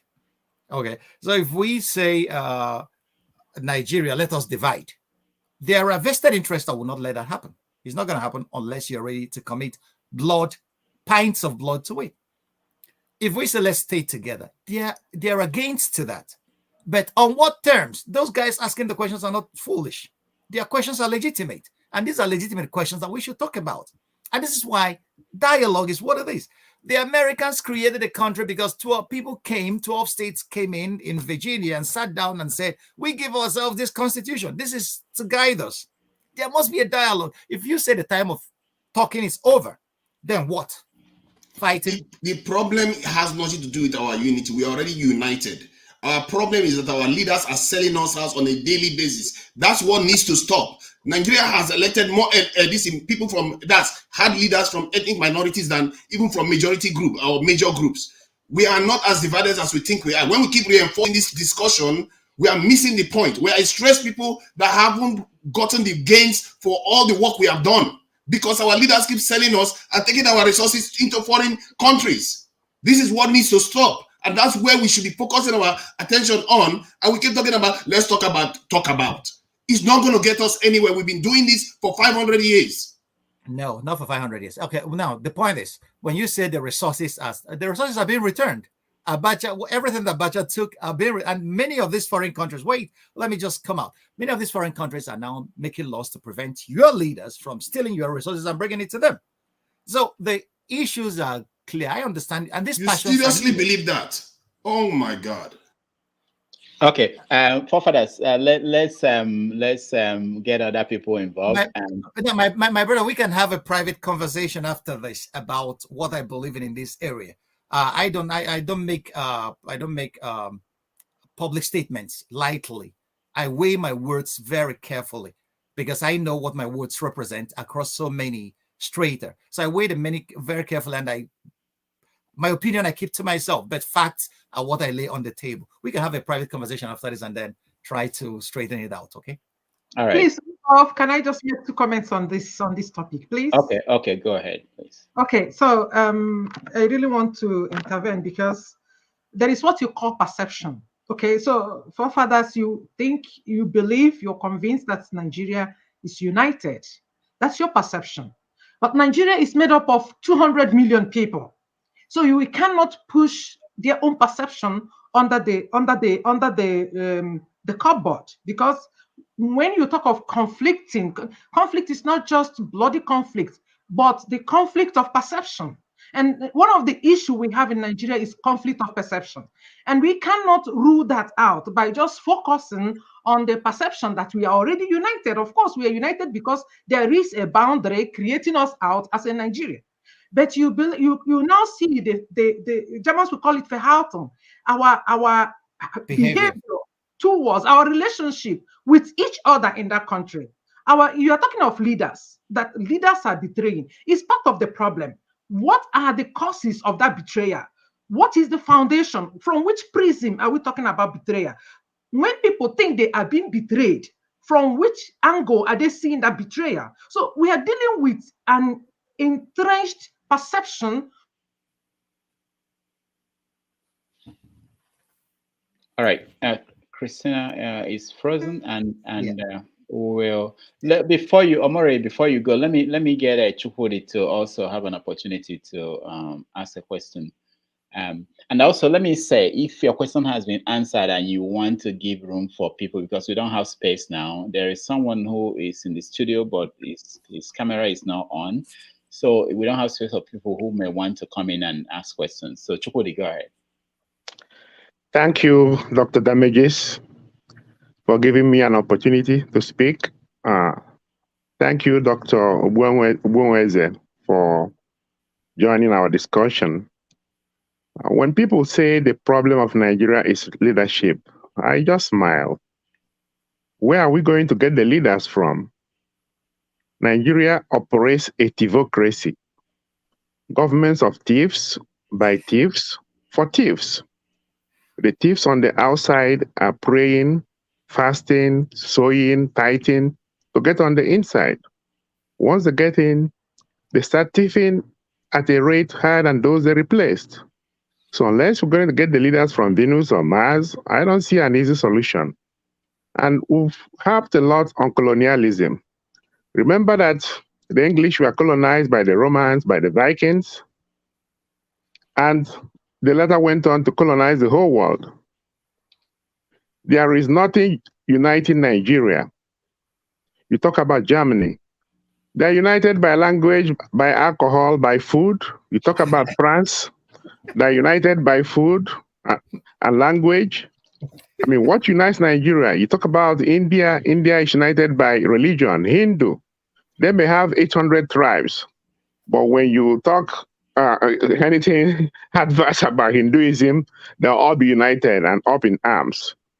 The Chinese are united by the Han Chinese. They're 80%. So I don't see a Tibetan becoming a president of China in 1,000 years. So what is uniting us? We have so much diversity that we can never be united. But if we can all convert to one religion, maybe you can use the religion angle. Of we are all wearing the same attire or eating the same food. So there's really nothing. So until you can get that leader that will give us that sense of unity, which I think it will be difficult to accomplish. Because like you said... So somebody need to tell you that you are not black, you have not existed in the same geographic locations. Are you that surprised? What unites us? Look at our suffering, it's united, isn't it? No. I mean, suffering does not unite you. Because everybody wants to get their own bit of the national cake. And they don't care about the others. It's only in Nigeria you find somebody driving a Rolls Royce on a road not fit for a safari. It's only in Nigeria people build gold-glided mansions and there's open drains with mosquitoes and frogs bellowing and generators. Our history is not a mystery. You saw how we were colonized. You saw how our forefathers sold each other. Listen. Let me finish because other places were colonized. The Japanese. They refused. Go ahead. Okay, my question to Dr. Ogbunwezeh is: if you say you don't want a revolution, what do you want? Because there are bloodless revolutions. It's like sitting home. Everybody sits home. Don't go anywhere. You don't have to be on the streets. You know, people will tell you, oh, I'll die of hunger. Well, get 1 cup of rice, vote for the wrong person, and go hungry for the next 4 years. So you can have a revolution without shooting a gun. All right. Thank you. Thank you. I will let Christina finish her question. She was her system stopped her. Okay. If she could. It was not a question actually. I was trying to question about perception. Okay, I remember. Okay. All we do, how we perceive the country. Perceive that this country is not. All right, you are frozen again. Franklyne, you can answer the questions. Okay, I enjoy. Privilege and one anthem and so on and so forth. But the activities going on, people, inhabitants of that. All right, I don't know where she is, but our system is connection is. Frankly, you can go ahead. Okay. Thank you, Rudolph. Well, I am enjoying the robust discussion coming from all the contributors here today. Nigeria is a really great laboratory for a serious sociological study. My brother, maybe you didn't join in early enough to understand the implication of my words. I never said I never want revolution. I said I don't want bloody revolution. I equally clarified that revolution doesn't necessarily, by definition, doesn't necessarily mean a bloody uprising or upheaval. Really, revolution is an upheaval in the structure, or changing the structure and systems altogether. But what I disagree with, what I don't want, is my personal philosophy.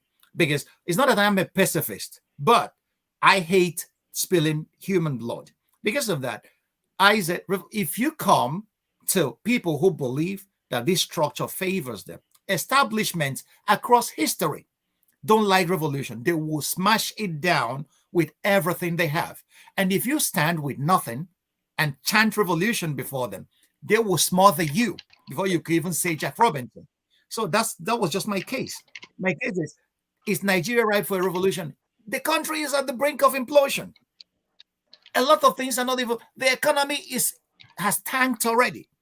Let me tell you, what is sustaining Nigeria today is the dollars that you guys send. It's just the Western Union syndrome. If you guys stop sending money, Nigerians will be feeding off the garbage dumps. And then what will happen? They will now bounce back on these people holding them down. That's what it is. So it's not that I don't want a revolution. There are so many structures and systems in place in Nigeria that really need serious revolution. But like I said, let's get the basics right. Get the right man in office. Stay there throughout his government to hold him accountable. When you say, where should these leaders come from? There is something we call enlightened self-interest. Okay? You are in a boat together, and everybody is now picking holes in the boat.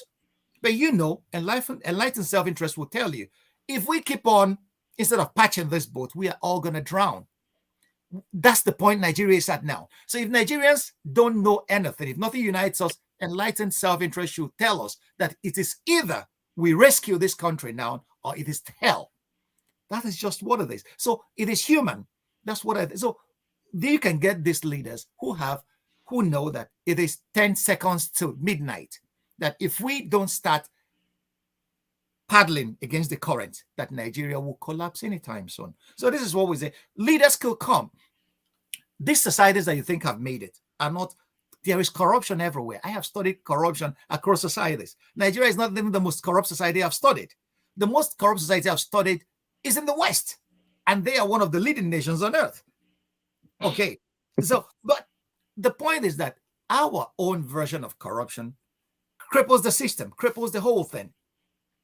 So this is where when Achebe said we need leaders that rises to the responsibility of personal example, that's where it starts. Peter Obi made a very important point when he said that, anyway, not even Peter Obi, Vincent Azie in 2003 was the accountant general of the Federation.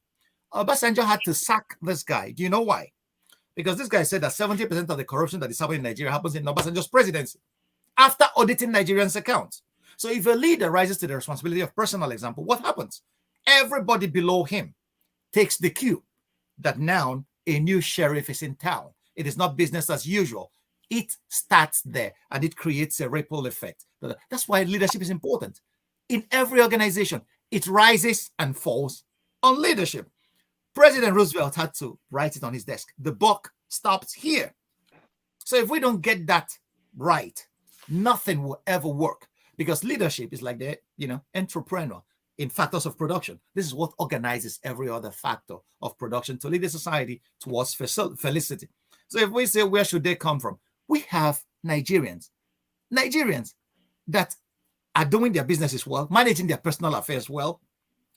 Across societies I've visited in the West, we see Nigerians obeying the laws. But once the plane lands in Lagos, everybody starts, I'm a big man, because the environment leaves room for that. You get the point. So we have the laws. It's not that the laws are not there. The laws are there, but we don't have the political will to implement the laws in our books. This is why I heard a few days ago, the Lagos state government auctioned off vehicles that it seized from people who violated traffic codes. And people were saying, why should you auction it off? In Denmark, it's the same. If you commit traffic, there's a traffic offense you commit in Denmark, your car will be impounded and auctioned. But the point is, the majority of the guys that violate traffic regulations in Lagos are big men who will tell you, do you know who I am? But if a poor man violates it, or somebody who cannot fight for himself, he is impounded and then his car is auctioned. A society becomes sets itself on the way to development once the big man obeys the laws. David Beckham was standing on the line for 12 hours just to, in a queue. In Nigeria, they will ask Dangote to stand in line for 12 hours. You the mad? People, even Nigerians will ask him, go in front. People standing will ask him to. This is the culture that we have evolved. So these are the kind of things that need revolution. The revolution has to start with the way we start thinking about basic things about our society. How do we want to organize our society as human individuals? If we don't get that right, get 100 P2Bs or 100 other great leaders, Nigeria will not even move an inch. So we have to equally start thinking about society. That's true. All right. Thank you so much. Let me go to Alara. I know you want to say something. I see him also, but let me go to EJ. Ijoma has not just joined us. Ijoma, go ahead first. Hi everyone. Can you hear me? Yes. Okay, my question is very simple and it's to Mr. Franklyne, the host. Thank you for coming. I really enjoy your analysis and the way you present everything. It's for everyone to understand that I think a lot of people know what is happening in Nigeria as well. But the key point you mentioned and what really struck me to come on the line was speaking about the communication system within the elites. You mentioned dialogue, which is very, very important. In any society, in any institution, that's a key point. But my question to you is, when you look very closely and you watch very closely, these political elites in Nigeria, have you ever seen them listening to one another?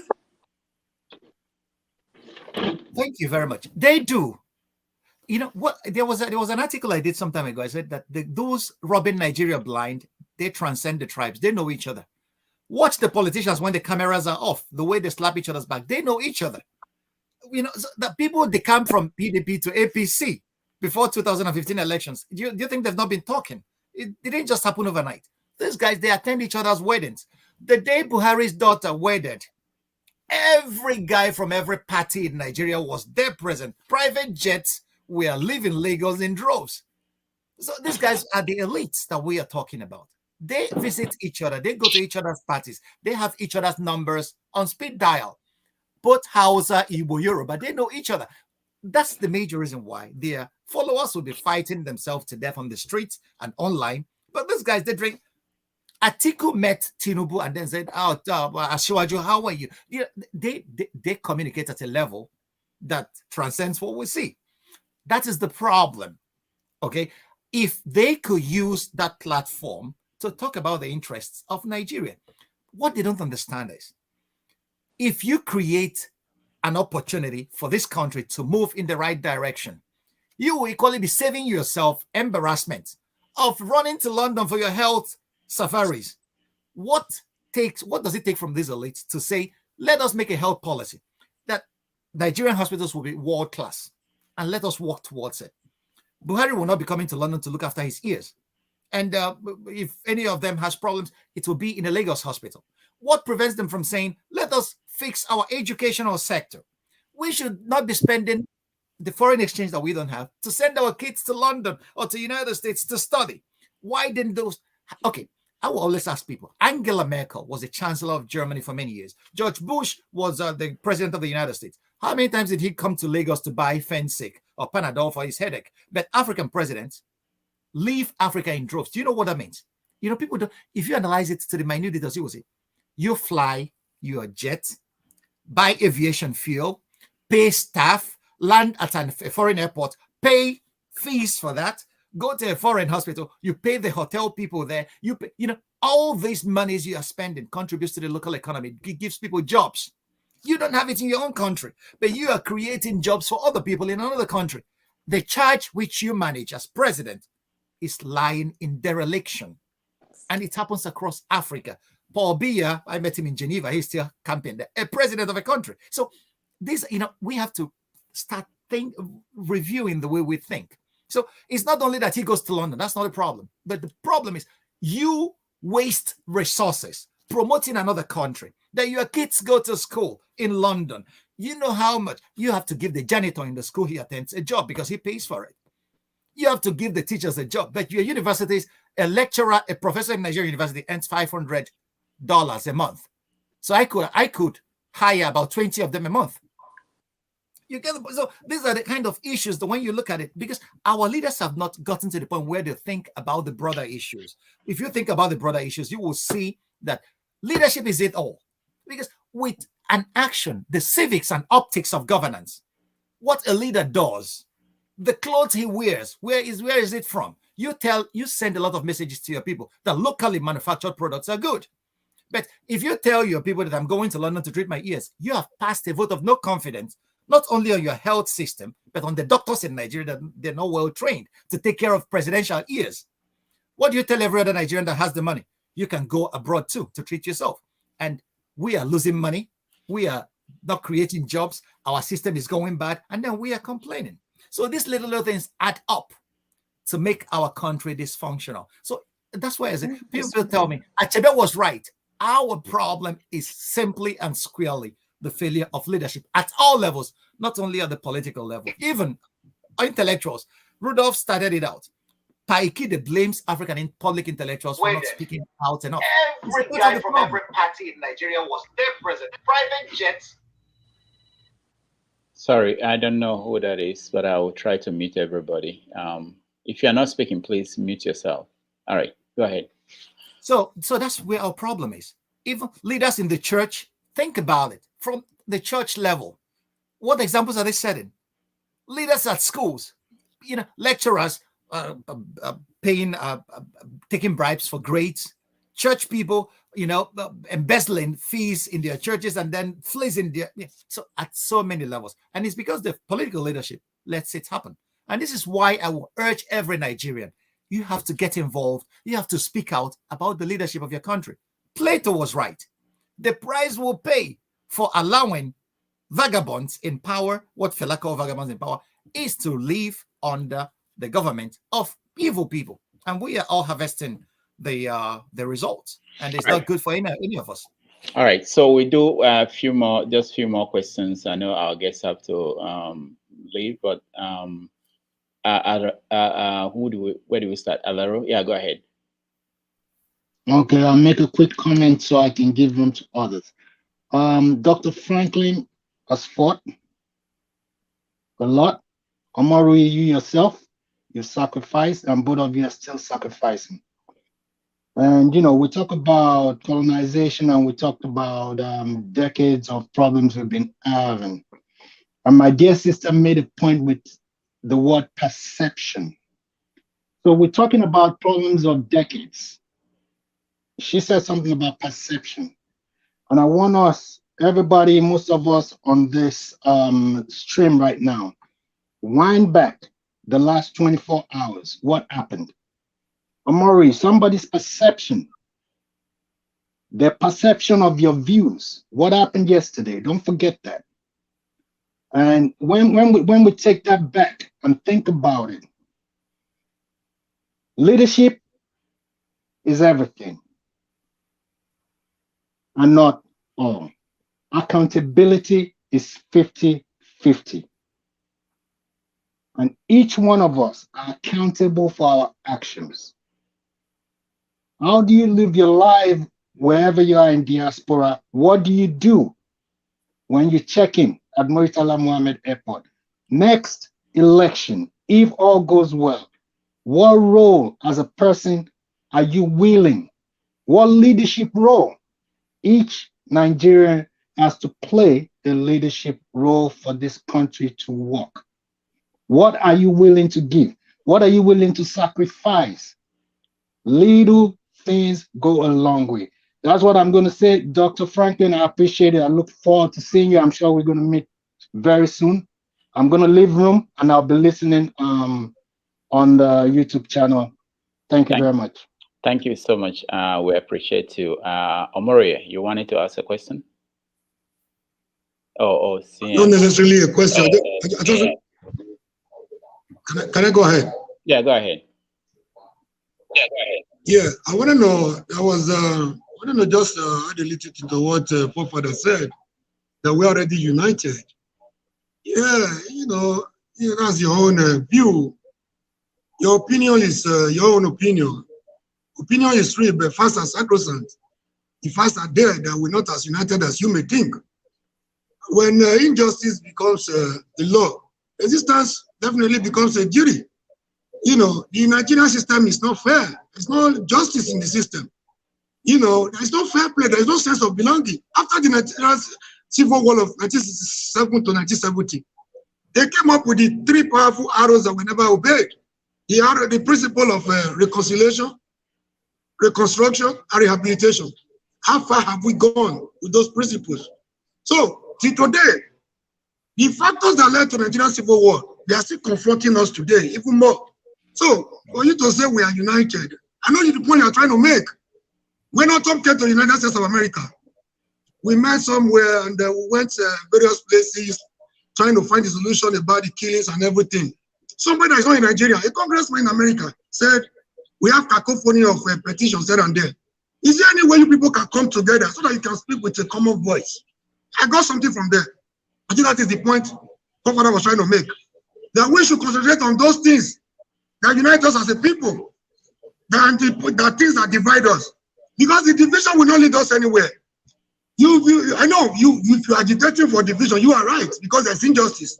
When there's injustice, people were bound to agitate. But the man was like, petitions here and there, killings here and there. We have a lot of petitions from Jos, from Benue, from Kaduna, everywhere. Is there any way you people can find a way of coming together to be a vocal voice for the voiceless? So unite yourself. So I got something for what that congressman said. Having said that, also, with all sense of humility and modesty, we're in a conference with Effiong Jr., Dr. Effiong Jr. You know, his submission was also tailored towards this direction, that the greatest advantage our elites have using against us, have been using against us over the years, is division among us. When they gather to share our commonwealth, they don't play the ethnic card. Yeah. They don't play the religious card. They go away with their money and they laugh it off. But when it comes to the issue that has to do with all of us, they bring the religious card, Muslim, Christian, North, South, to the table to divide us and make us weaker. I think that was the point Godfather was trying to make. We, the current generation, should not throw that line. They have already set a booby trap for us. I come online, every opportunity I have. We should not fall into this trap of, you did not, the Edo man is the Igbo man's problem. The Yoruba man is the Hausa man's problem. The Igbo man is the Edo man's problem. No, we are victims of the system that is not working, that has been skewed against us. I have a lot to say in this regard, but that will not permit me. Thank you, Rudolph, once again for the opportunity. Thank you, Amori. Okay, hold on. I want to. I know SCM. I know you want to ask a question, but we have a new person that is here to speak, so I will have to bring him in. OC, welcome to the show. Let me unmute you. Okay, OC, go ahead. You can. Yeah. Thank you very much. It's not really a question, just one or 2 points, and I want to acknowledge the guest speaker, Dr. Ogbunwezeh. I think he has done a terrific job. I haven't met him physically, but I've encountered his work, and I think he's the kind of one of those that we need in this country to put things together the way it should be. So thank you very much, and continue the good work you're doing. So just a few housekeeping points. One of these speakers asked a question about what is it that we have together, that we have to be in one country. And I'll say a lot, because we're all human beings, and we are bound by, the pursuit of life, liberty, and the pursuit of happiness. Every human being of every hue and color needs that, and that's the common denominator. So not minding that, people for selfish reasons, they use ethnicity, they use religion, they use tribe and all kinds of things to divide human beings. But at the end of the day, we all want the same thing, which is to live this life in happiness. So let's have that at the back of the mind. Now, Nigeria is in a big mess. We all know that. And it's going to take a lot of work. It's going to take concerted effort by every one of us. We don't expect it that it's just going to correct itself in a day or two. It has to be, we have to make gain incrementally. and that means everybody doing their own part. Anything that you can add in a positive way, then do it. And maybe at some point we'll be able to get to that point. So that's just one of the few things I just wanted to highlight. The journey is far, but let's keep on doing this. Let's emphasize things that brings us together, and try to eschew those ones that divide us, because there's always going to be 1,001 thing that divides us. But if you live with the mindset of half full instead of half empty, then we can start to make progress. Thank you very much. Thank you, OC, for that contribution. CM. Okay. Our guest, Dr. Ogbunwezeh, I want you to take your mind back to what you said, the example you gave earlier regarding Lagos State traffic laws. You run against or you commit a traffic offense, which is common in the Western world anywhere, and your vehicle gets impounded and auctioned. Don't you think that is too much of that is too harsh? I mean, a penalty to pay, because all over the world, like for instance here in UK, if you commit either you pay a fine, they might say pay so fine, give you a point on your license. But carrying an SUV in Nigeria, let me say a car of about 1 million naira, or even if it's 800,000, because maybe you beat the traffic, or for one reason or the other, they pound it, and they need to go and sell as it's being sold auction. Is it not better to enrich the Lagos State government by paying a fine? Maybe after 6 months, if you fail to pay the fine, or 4 months, then they can do anything. Because when you auction it, who takes the money? Is it not Lagos State government? To me, that is obtaining what they call what is it called? This chap is called sometime in Chicago, in one book like that, they say you can't obtain a legal tax from an illegal investment or something like that. I've forgotten the term. Well, something that's against public policy. Okay. I get where you're going. It's not that I support the law. For me, the law, looking at Nigeria's circumstance is for me too draconian and too harsh. But the law must have teeth. Laws without sanctions is just not worth the pieces of paper in which they are drafted. Nigerians are very good in disobeying laws, actually, because the system has been, we have gotten that it degenerated so much that people don't regard the laws as anything, because the people who make the laws are the very first ones to violate the laws. And every other person learns that, and across time, there needs to be sanctions, because the Lagos traffic is obnoxious. If you land in Lagos, the amount of time man-hours Nigerians waste in Lagos traffic is horrendous. It cannot happen in any civilized society without them finding a solution. But we have failed to find a solution. And this is one of the ways that the Lagos state government is trying to use to mitigate that disaster which Lagos roads have become.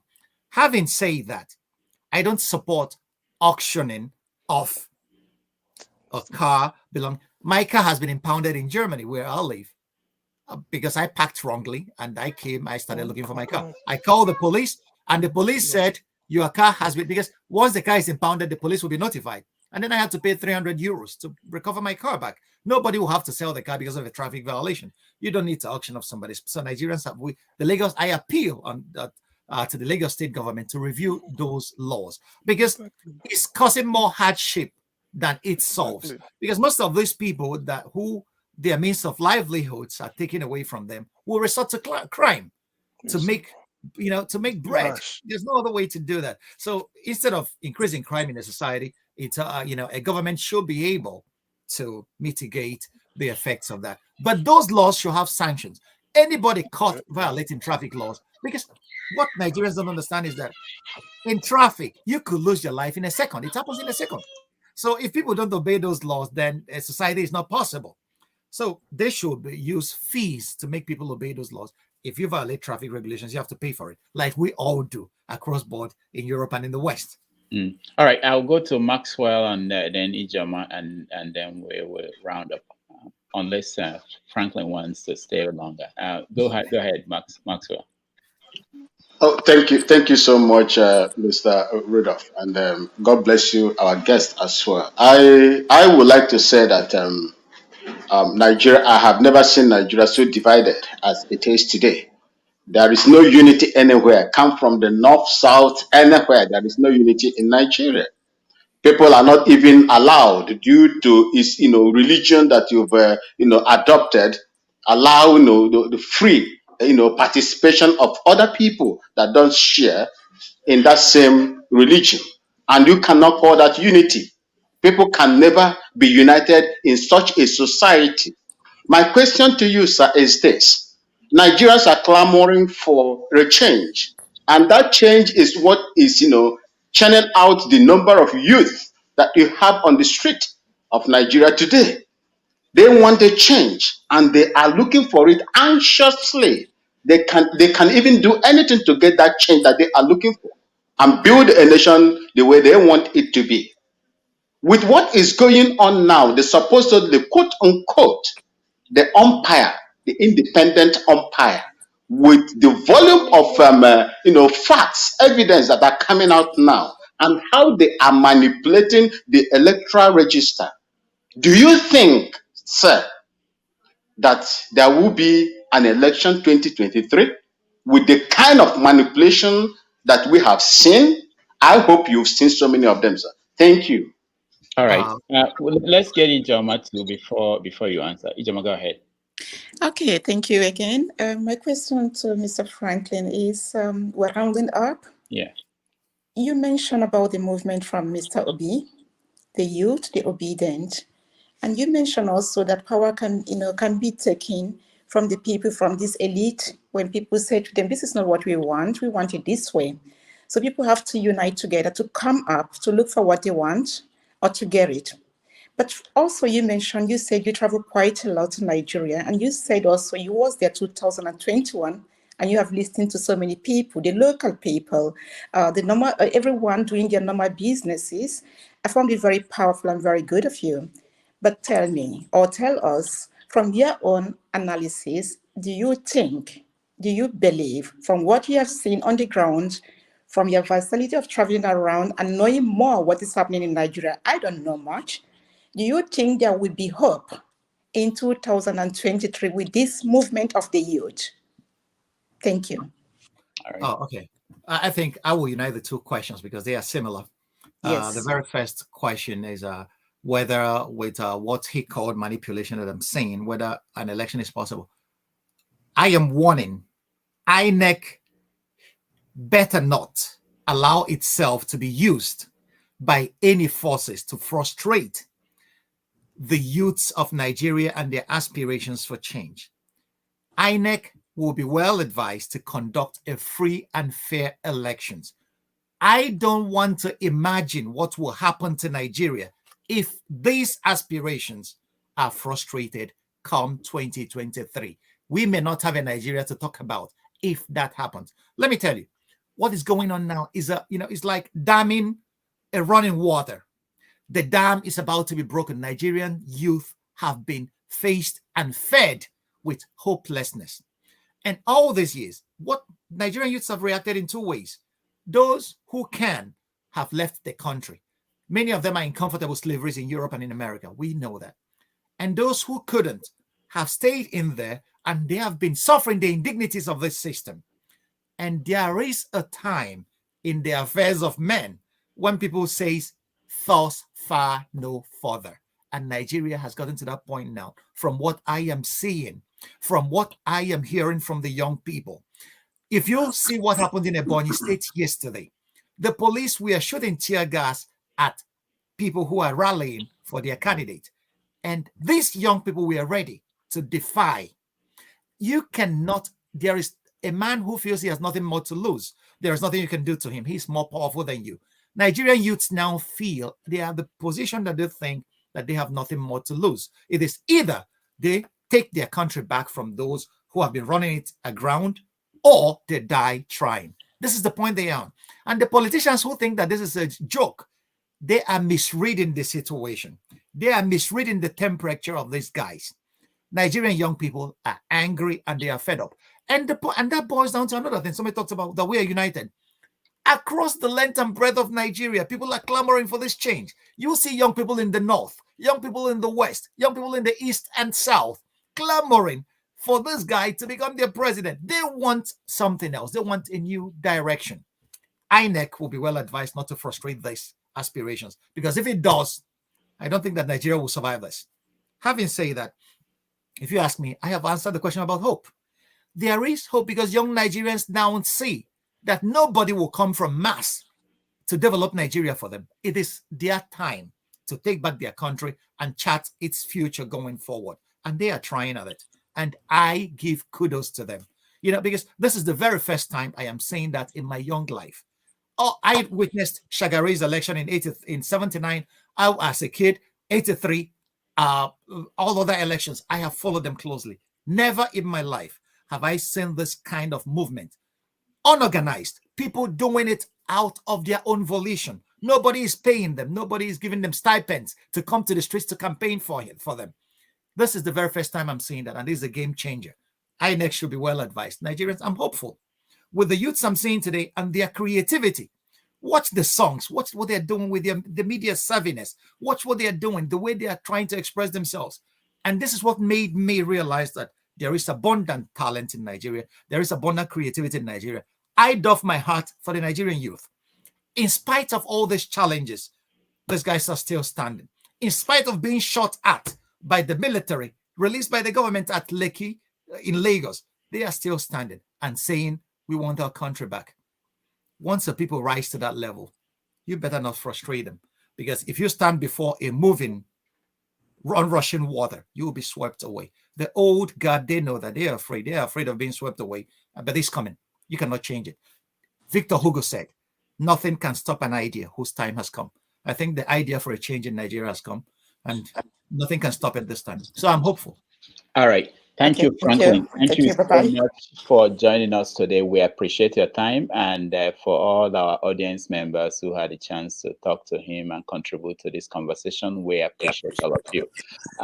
We will say bye to Franklyne, and then we spend another 20 minutes maybe and do a recap and review. So, Franklyne, thank you so much. I'll get back to you. Thank you for having me. Thank you, guys. Thank you, guys.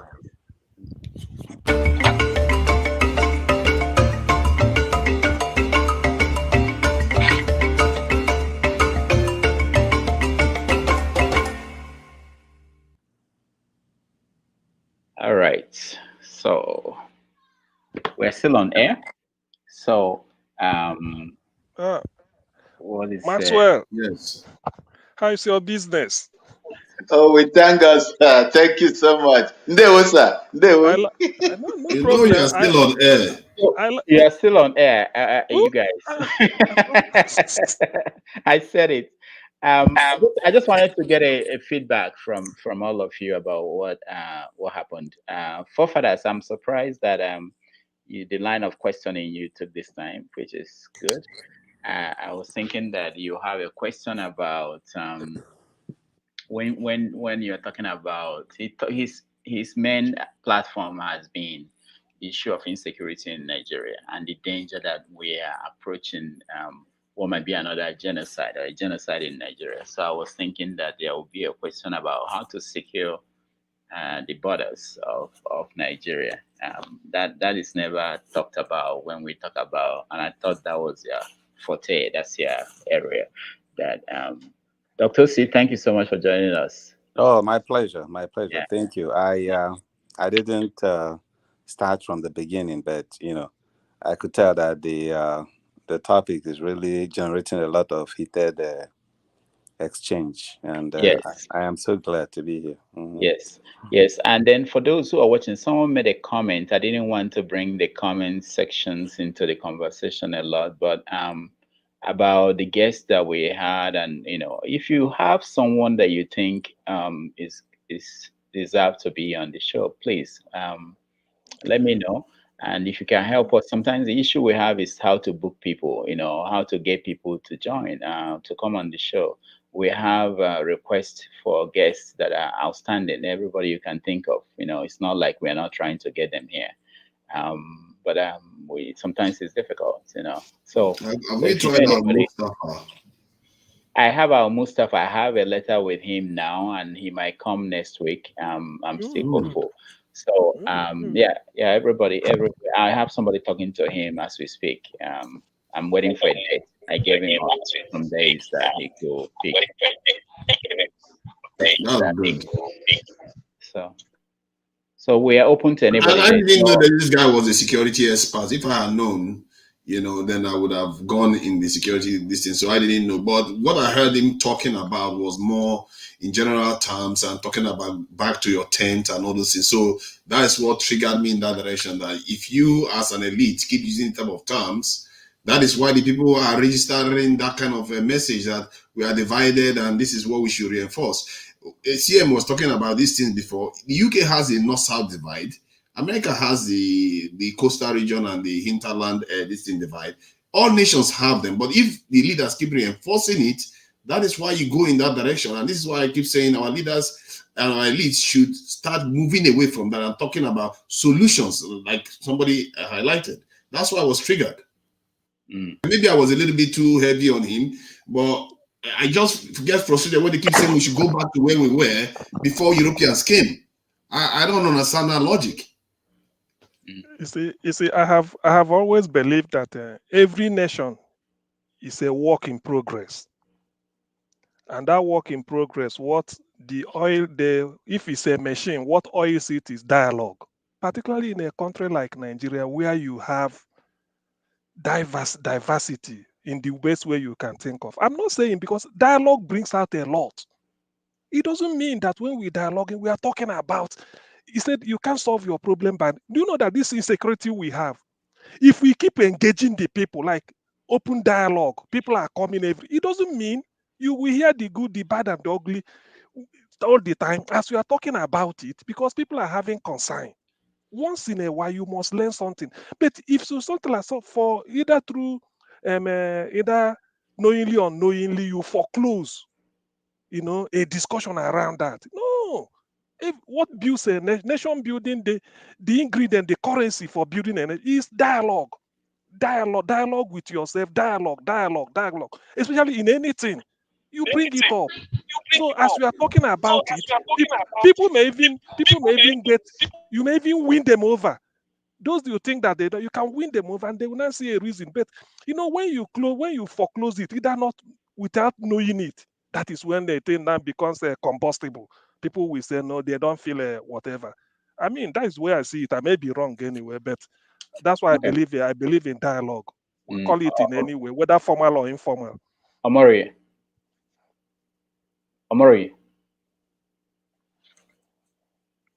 you up on leave? Omori, Your go mic ahead. is muted. His mic was muted. All right, Maxwell, go ahead. Yes, thank you so much. I believe that in a situation where you have so many nationalities, ethnic nationalities, being boxed together in one, name, Nigeria, without the consent of the people, it is very, very problematic. And why do I say that? I said this because of my experience I had. I do not know, Godfather. I don't know how long you stayed in the north, because if you move into the northern space, you see what I am telling you. I served in the military for 18 years in that particular place. I speak most of the languages, including the native that you don't even understand, that they exist in the north. You see, so when we speak, look at what is happening over there. Now, you cannot just say that Nigeria is a very a good place for the kind of diversity that you want. Look at in the places where most of us are living today, their diversity is a blessing to them, not a curse. The Nigerian diversity looks like a curse on Nigerians. Okay, so these are some of the blessing. Go ahead, Maxwell. Good. The diversity I see in Nigeria is not bringing development to the people, and you cannot operate in such a system. Take, for instance, elections in Ghana here. It is hard for you to see people being shot and killed due to election hooliganism. It doesn't happen. The latest one that happened after the election here was security people shooting dead, I think about 4 people. And they are paying the price as we speak right now. We go to election as if you're going to your farm. And all my stay in Nigeria, both in the army and civil, I've never seen a fair and transparent election in that country. Most of the political heavy, stalwarts has come out.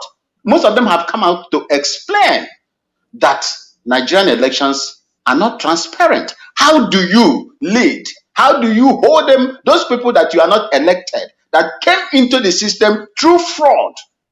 How do you want to hold them accountable? How can you hold them accountable? These are some of the things. Leadership, the system as well.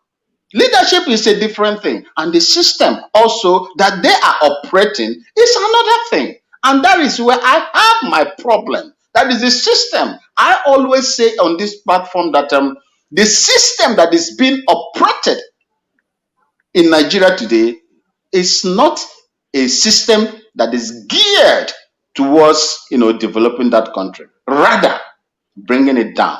And Nigeria is going down if something tangible is not done. Thank you. All right, thank you so much. We have people who just joined us. Omori, you wanted to say something? Go ahead. Omori, go ahead. You're muted, Omori.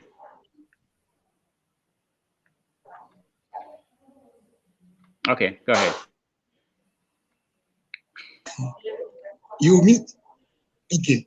Sorry, I had some technical issues earlier. Yeah. Somebody mentioned of elite trying to preach unity than division. They can't preach unity because it benefits them. They profiteer from it. If there's anything they learn very well, no matter how intellectually hollow or morally bankrupt you think they are good at taking advantage of our division. It works for them. So they can never preach anything, whether in the mosque, whether in the mall, in the church, wherever they find themselves. They don't want us to come together because they know when we come together, their end is near. So this is my worry about the current, generation, our own generation. We cannot continue to wail every time. We cannot continue to complain every 4 years. So you see one thing, we are playing the kind of wrong politics they have been playing. This is the problem we have. A lot of us here supporting Obi today. We were at one time or the other, 2014 or 15, supporting, 2019 supporting Atiku Abubakar. For one reason or the other, I can't even explain. Either on religious trial, tribal trial, or political affiliation. So we are making the same mistake our forefathers have made. So it will continue unabated. So the issue is, we should not continue to fall into the booby traps they have set for us. So the earlier we get this, that we are all victims of this system that is not working, it's better for all of us. Or else we continue to wait forever. We continue to wait and nothing will happen. We go nowhere.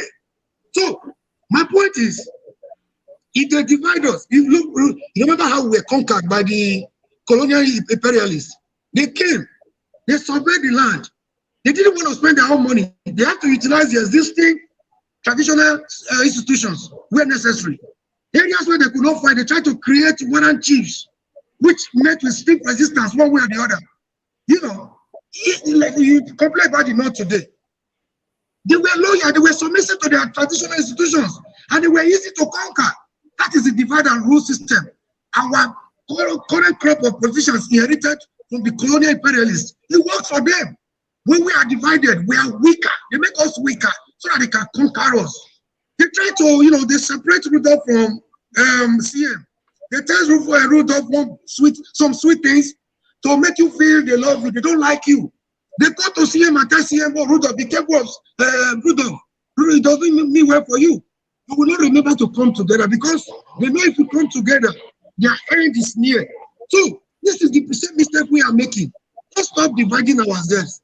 Let's start to concentrate on those things that can unite us as a people. There's a lot we can gain from our unity. There's a lot we can gain from our diversity if properly managed. So look at what is happening in NAS, for example. Do you know NAS that's supposed to be on the same side with us today? Does not even know what the ASU chairman is saying. He doesn't know. He said he's not picking his card. Probably he was planted there by politicians. to divide the ranks of students. We had strikes in my time, but we could not tolerate this nonsense. We could move from Akpoma to Maiduguri. We could move from Benue to Lagos. We could move from Lagos to Enugu just to fight for our fellow students. And when we call, the VCs will answer. If they don't, there will be no peace until we leave. They will be willing to listen to us. When we enter, they will rise. They will rise. They give us ovation because when we come out, we'll be meaningful. It will be helpful for the students. It will be helpful for them for peace to reign. So I was listening to a NAS president one day. I was disappointed. Is this the kind of NAS leadership we have in Nigeria these days?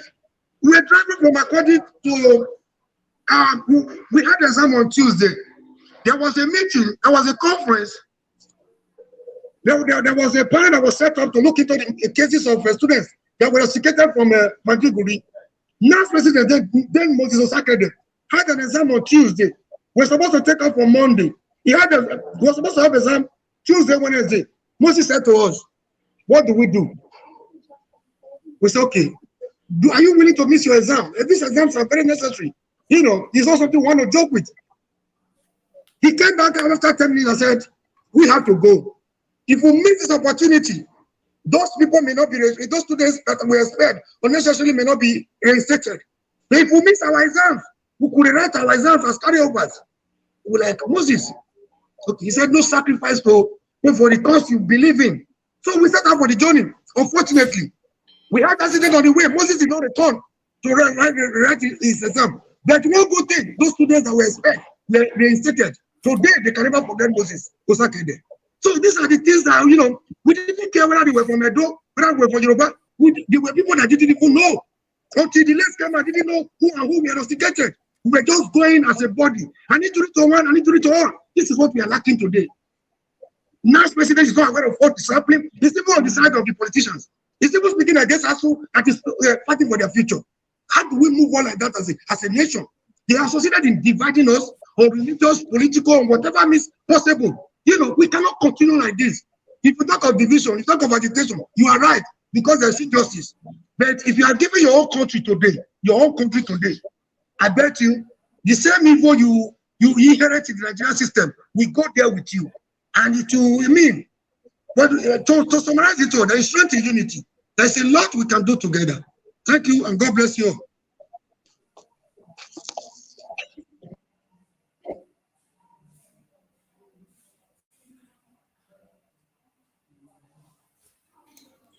Rudolph, you're muted. Sorry, Dr. C, go ahead.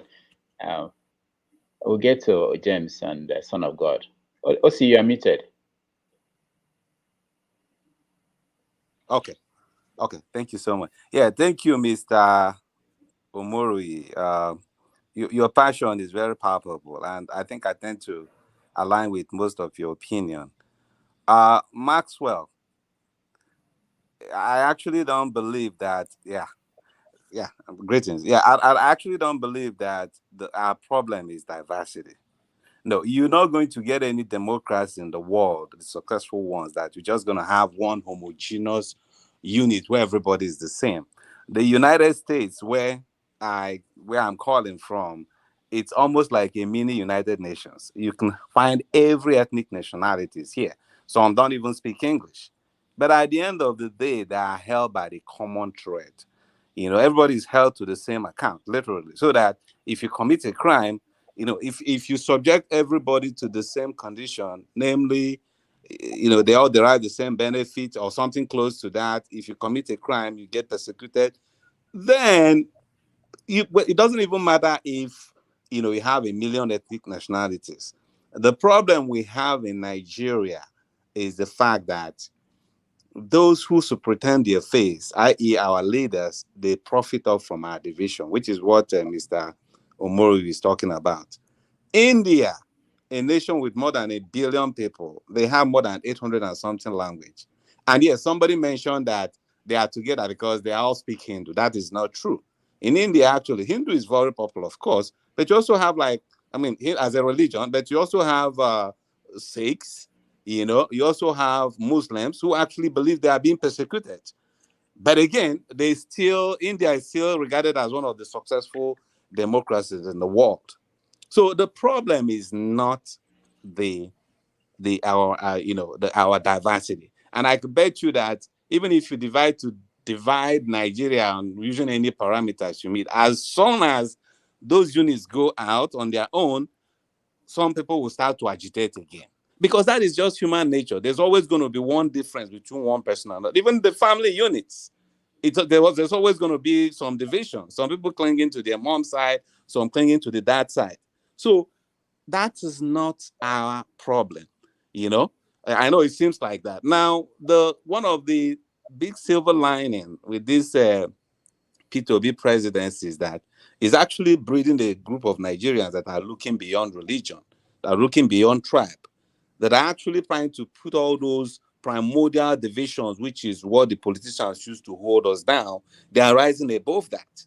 And that is what we should all try to emphasize. Try to reach out. Somebody talked about, having the dialogue. Yes, we have to talk.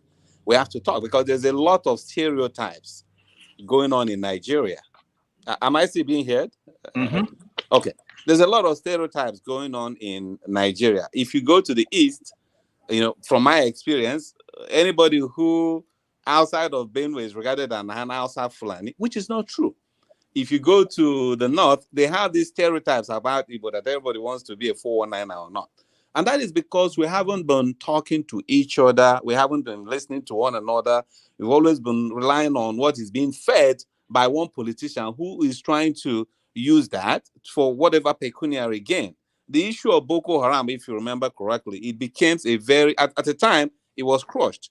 But it was during one electioneering campaign, somebody wanted to be a governor, and all of a sudden, they started to recruit those Boko Haram elements, and the monster grew from there, and we couldn't get out from there. Because people are sowing divisions, trying to say, oh, these are Christians, we have to maintain this. So please, I would advise that we'll do all possible to emphasize on those commonalities that every human being aspires to. Let us do away with the issue of tribe, religion, and all those kind of things. It just fits on the pockets of those positions. It doesn't help an ordinary Nigerian. Thank you very much. Thank you, OC. I wanted us to end that too. All right, I'll get to hear from Son of God and then James, and then we call it a day. Son of God, go ahead. Hello, yeah, thank you for having me again. I'm not quite sure if I got the thread of what you guys are speaking about, but I think you're talking about security. And can you just give me like a summary?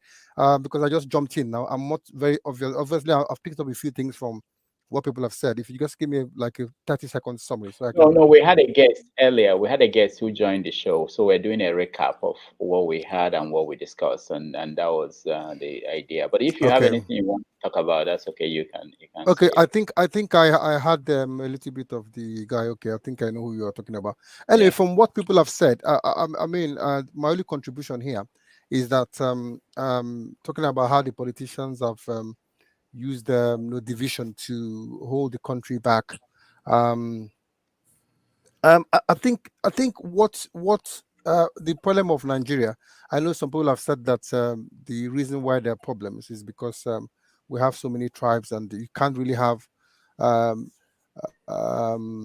people from different ethnic nationalities or whatever together. Well, I know that the way Nigeria was put together in the very first place was not quite right. But what is happening now is that the politicians have, over the years, I think if you look back, if we had good governance, if we actually had good people in place, people who would come in and use the resources of the country to do good for the masses, I don't think those differences between people will be so pronounced. I think the reason why people continue to speak about it is that obviously the people from the north, because of how they've wielded power, they've not actually used power because they've been in charge for most of the time. They've not actually used power in the right way, and they've marginalized some particular parts of the country. And even in their own place, you discover that people, the poor people there, like the Talakawas and all those people, they actually have the highest concentration of poor people in the north, which is a bit surprising. Even though they've had power for a long time, they still have so many people that are. So you cannot really say that they've used it for the benefit of their own people. But what tends to happen is that the political class, what they do is that they've weaponized poverty. I mean, Mr. Mori was speaking about student union agitations and all that in the past, what it was like. What you find that those days, speaking about in the 80s and 90s, then poverty was not as bad as it is now. Now things are so bad now that you can basically everybody has a price now. So it's more difficult now to have people who actually stand for the truth because they feel that everybody has a price, and what they tend to do is that they buy people over. So it's difficult for people to remain true to their to themselves now because of the way they've weaponized poverty. Son And of they God, use that. Okay, I'll stop here for yeah, now. I know. Yeah, we are totally out of time. I have to run. James, just 1 minute, please. Summary. Go 1 ahead. minute. Yeah. No, I better do it till we meet. I know. I'm sorry. The problem is I don't know when you are online. Yesterday. James, James, can you please send? James, please resend your. I had your number, but I couldn't put it in the emailing list before I misplaced it. It's somewhere here. Please resend your number, okay? I will send you. I'm sorry. Yesterday we were on for 7 hours, so I have something I have to do immediately. I'm so sorry. But I thank you for being here. I appreciate your time. I know 1 minute is nothing for you, but you can give me just 5 minutes. No, just give me 5 minutes. There's someone waiting for me out here. Okay, buy us beer and send. We could carry up the money the way surely. What is this? James, this is what I will do for you. Coffee.